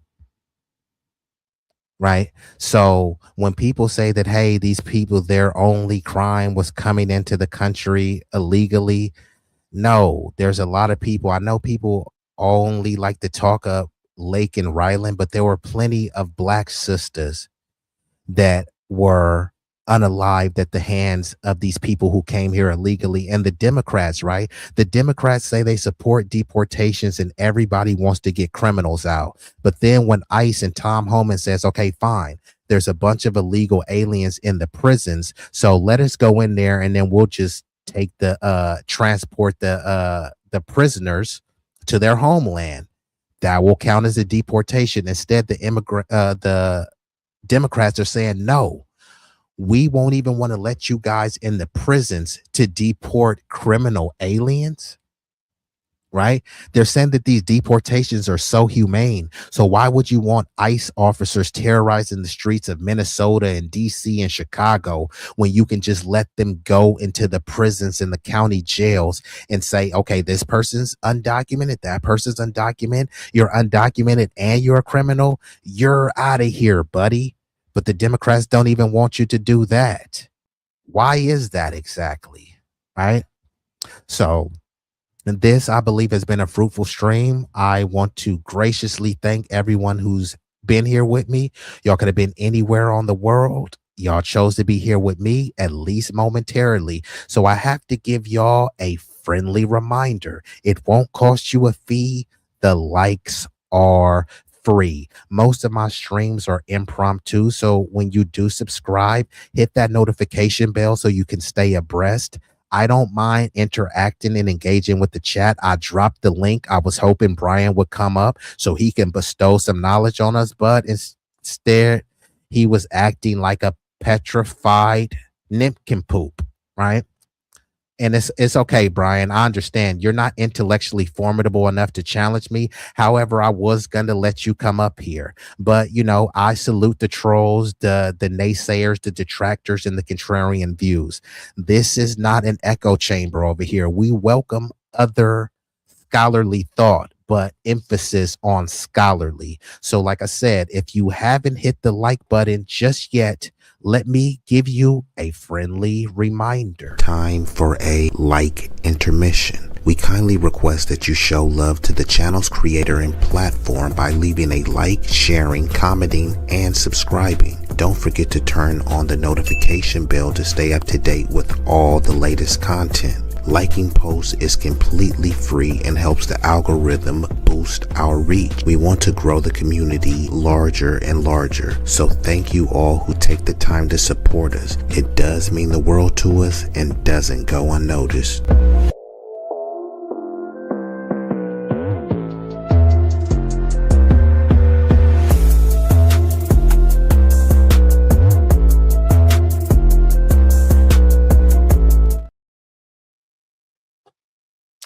So before I get up out of here, Emperor, I concur, and it sounds like you agree with me.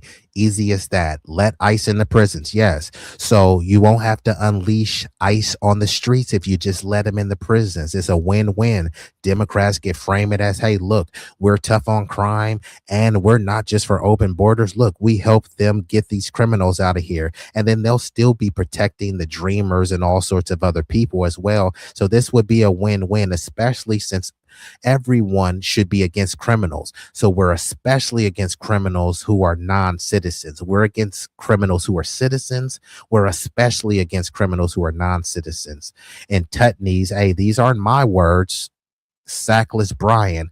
Hey, Brian, you have proven to have no cojones, right? The link was there for you to come. You could have debated. I didn't even want to debate you. I just want to have a discussion. So you ran from a debate and you ran from a discussion. That would count as sackless. And Tech says, are Republicans in red states deporting undocumented individuals? Are they? You let me know. And shout out to Pamela Williams. It's been an honor. Well, it's been an honor to have you over here. So hopefully you're subscribed to the channel and you come through on the next stream. So I'm going to play a couple more visuals. Hopefully y'all stick around to the end, but we should be shutting down within the next 10 minutes or less. And I sincerely appreciate y'all. But before we get up out of here, you know, I gotta hit ya. Yeah. Hey.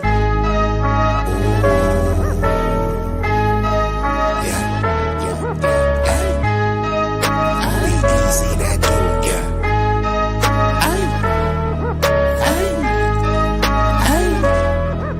Shit so hot it's burning up. Just go ahead and turn this up. I bring the pain like an aftermath of a car wreck. There's a lot of niggas that say they real. To me, that shit is far-fetched. Them cats is pussy. They really is on some feminine stuff. I ride up on them with the 40 ounces. The definition of adrenaline rush. What it do is sweet like cinnamon puffer. My niggas is rough like Willow Pass. Grew up out on Mary Mac, but I used to hang on Willow Pass. These birds that I roll with, outcasts and misfits. For the zip lips when you get hit. When the fifth spit, flat line in your pit. Trap habits is black magic, no voodoo. Get the bands like Buku. For the cocaine, they go cuckoo. Most these niggas is foo-foo, so I'm shitting on them like doo-doo. I can't fuck with y'all like tofu. I'm just saying, man, like Goku. Bad bitches at the house with me watching Netflix or Roku. Fuck them both at the same time, and I swear to God, it was so cool. Street legend, real boss, I call shots cause I'm still saucy. I know some G's to the bike crack on shite racket and fly back out the mill. When they hear me flow, they say I be burning up, burning up. Cookie to the draw is what we burning up, burning up. What you ain't know, oh, we burning up, burning up. This shit so hot, it's burning up. Just go ahead and turn this up. When you hear me flow, say I be burning up, burning up. Cookie to the draw is what we burning up, burning up. What you ain't know, oh, we burning up, burning up. This shit so hot, it's burning up. Just go ahead and turn this up.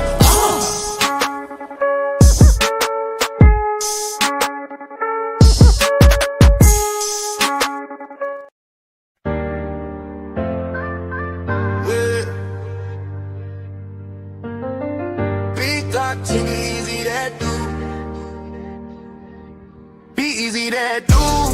Yeah, they know the name. Stacking up the paper, but having money ain't a thing. Standing on business, burning hotter than a flame. From the block to the boardroom, you gotta stand the rain. B-Eazy that dude. Yeah, they know the name. Stacking up the paper, but having money ain't a thing. Standing on business, burning hotter than a flame. From the block to the boardroom, you gotta stand the rain. B-Eazy that dude, yeah, they know the name. B-Eazy that dude.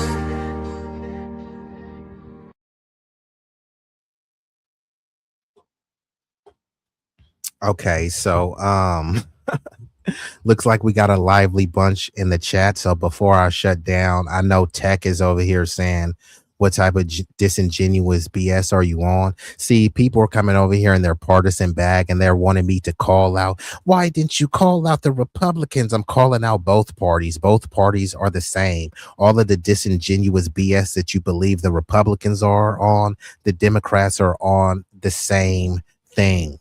Good cop, bad cop. Both parties support which one another is doing, which is why the out of the past 20 years, Democrats have been in charge for 12 of them. Why didn't Dems abolish ICE when they had the power? They didn't abolish ICE because they didn't want to abolish ICE. So now they're pretending as if ICE is just this rogue, monstrous agency. But the Democrats had a chance to demonetize them, and they didn't do that. So we have to stop pretending like the Democrats really want to abolish ICE. They don't. And I'm being dishonest. What am I being dishonest about? Have the Democrats been in power out of the past 20 years? Were Democrats in power, 12 of them out of the 20 or not? That's not dishonest. That's a fact. Okay, there you go. The Dems suck and the Republicans suck. Now what? Right? Neither party is coming to save you. Now what? Now what you should be doing is practicing mutual aid, skill sharing. You should be pooling your resources with your neighbors, trying to start community gardens, tutoring kids, mentoring kids. You should be operating outside the realm of politics. Also, you should be grooming not in the in the derogatory sense, but you should be grooming candidates that you can get behind to run for local office, right? Start locally, and then you try to make it more regional and national with your approach. These are the most minimal things that you can do. No politician or political party is coming to save you. However, we can help save and enrich ourselves, and you can start by creating solutions and resources in your community. So I've already done by myself a book drive. I mentor youth. I coach food drives, backpack drives, things like that. And still at the same time, you'll be lobbying your politicians to put forth tangible legislation that helps your local community. And on the presidential level, you want to make sure that they have some sort of broad sweeping legislation that will enrich the entire country. Now, you have more wiggle room operating locally than you do nationally. So start there. Many people are not doing anything locally. It's just they're trying to whine about national. Like, Trump is not affecting that many people's life outside of people don't like how he's behaving. His obnoxious behavior is not necessarily affecting that many people. But let's see what else he says. So then what are you talking about with the Dems not working with ICE? I already explained what I'm talking about. Are you slow? Right? The Dems are not working with ICE. There's countless videos of them saying that they refuse to work with ICE. I called the Dems out for that specifically. I didn't say, hey, the Republicans this. I said what the Democrats are not doing, right? So don't try to conflate things. Both parties suck. So I don't know why you're kind of like bootlicking and shilling for the Democrats. Both of them are the same.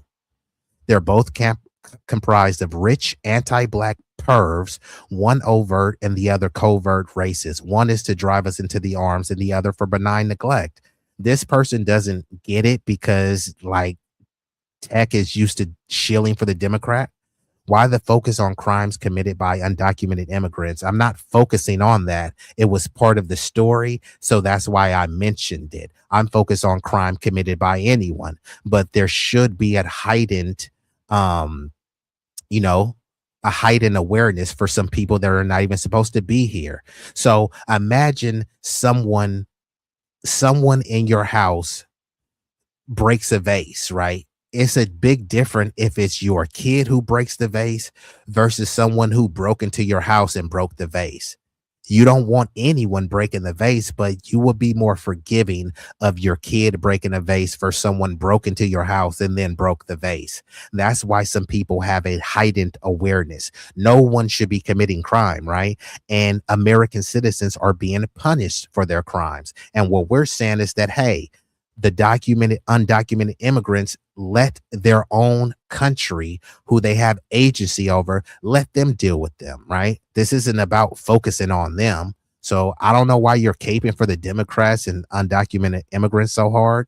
Sounds like you may come from an immigrant background, and that's perfectly fine, but this is not an attack on you.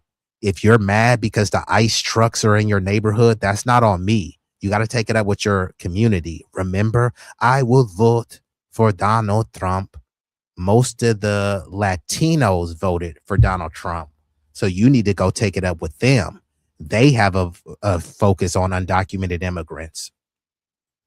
Finally, agreement. No one should be committing crime. So you agree with me then when I say that no one, including and especially undocumented immigrants, right? So yes. So now that I've went through some of the chat, I appreciate the chat for the engagement. The chat has been chatting. So I'm going to play a couple more visuals and I'm going to be out of here. I'm going to shut her down. And for everyone that's watching this live and on the replay, I sincerely thank you.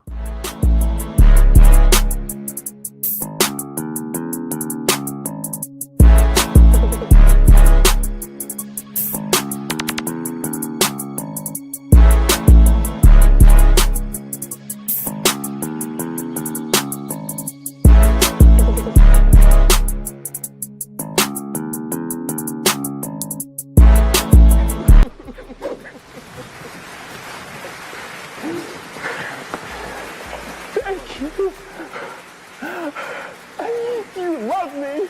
You really love me.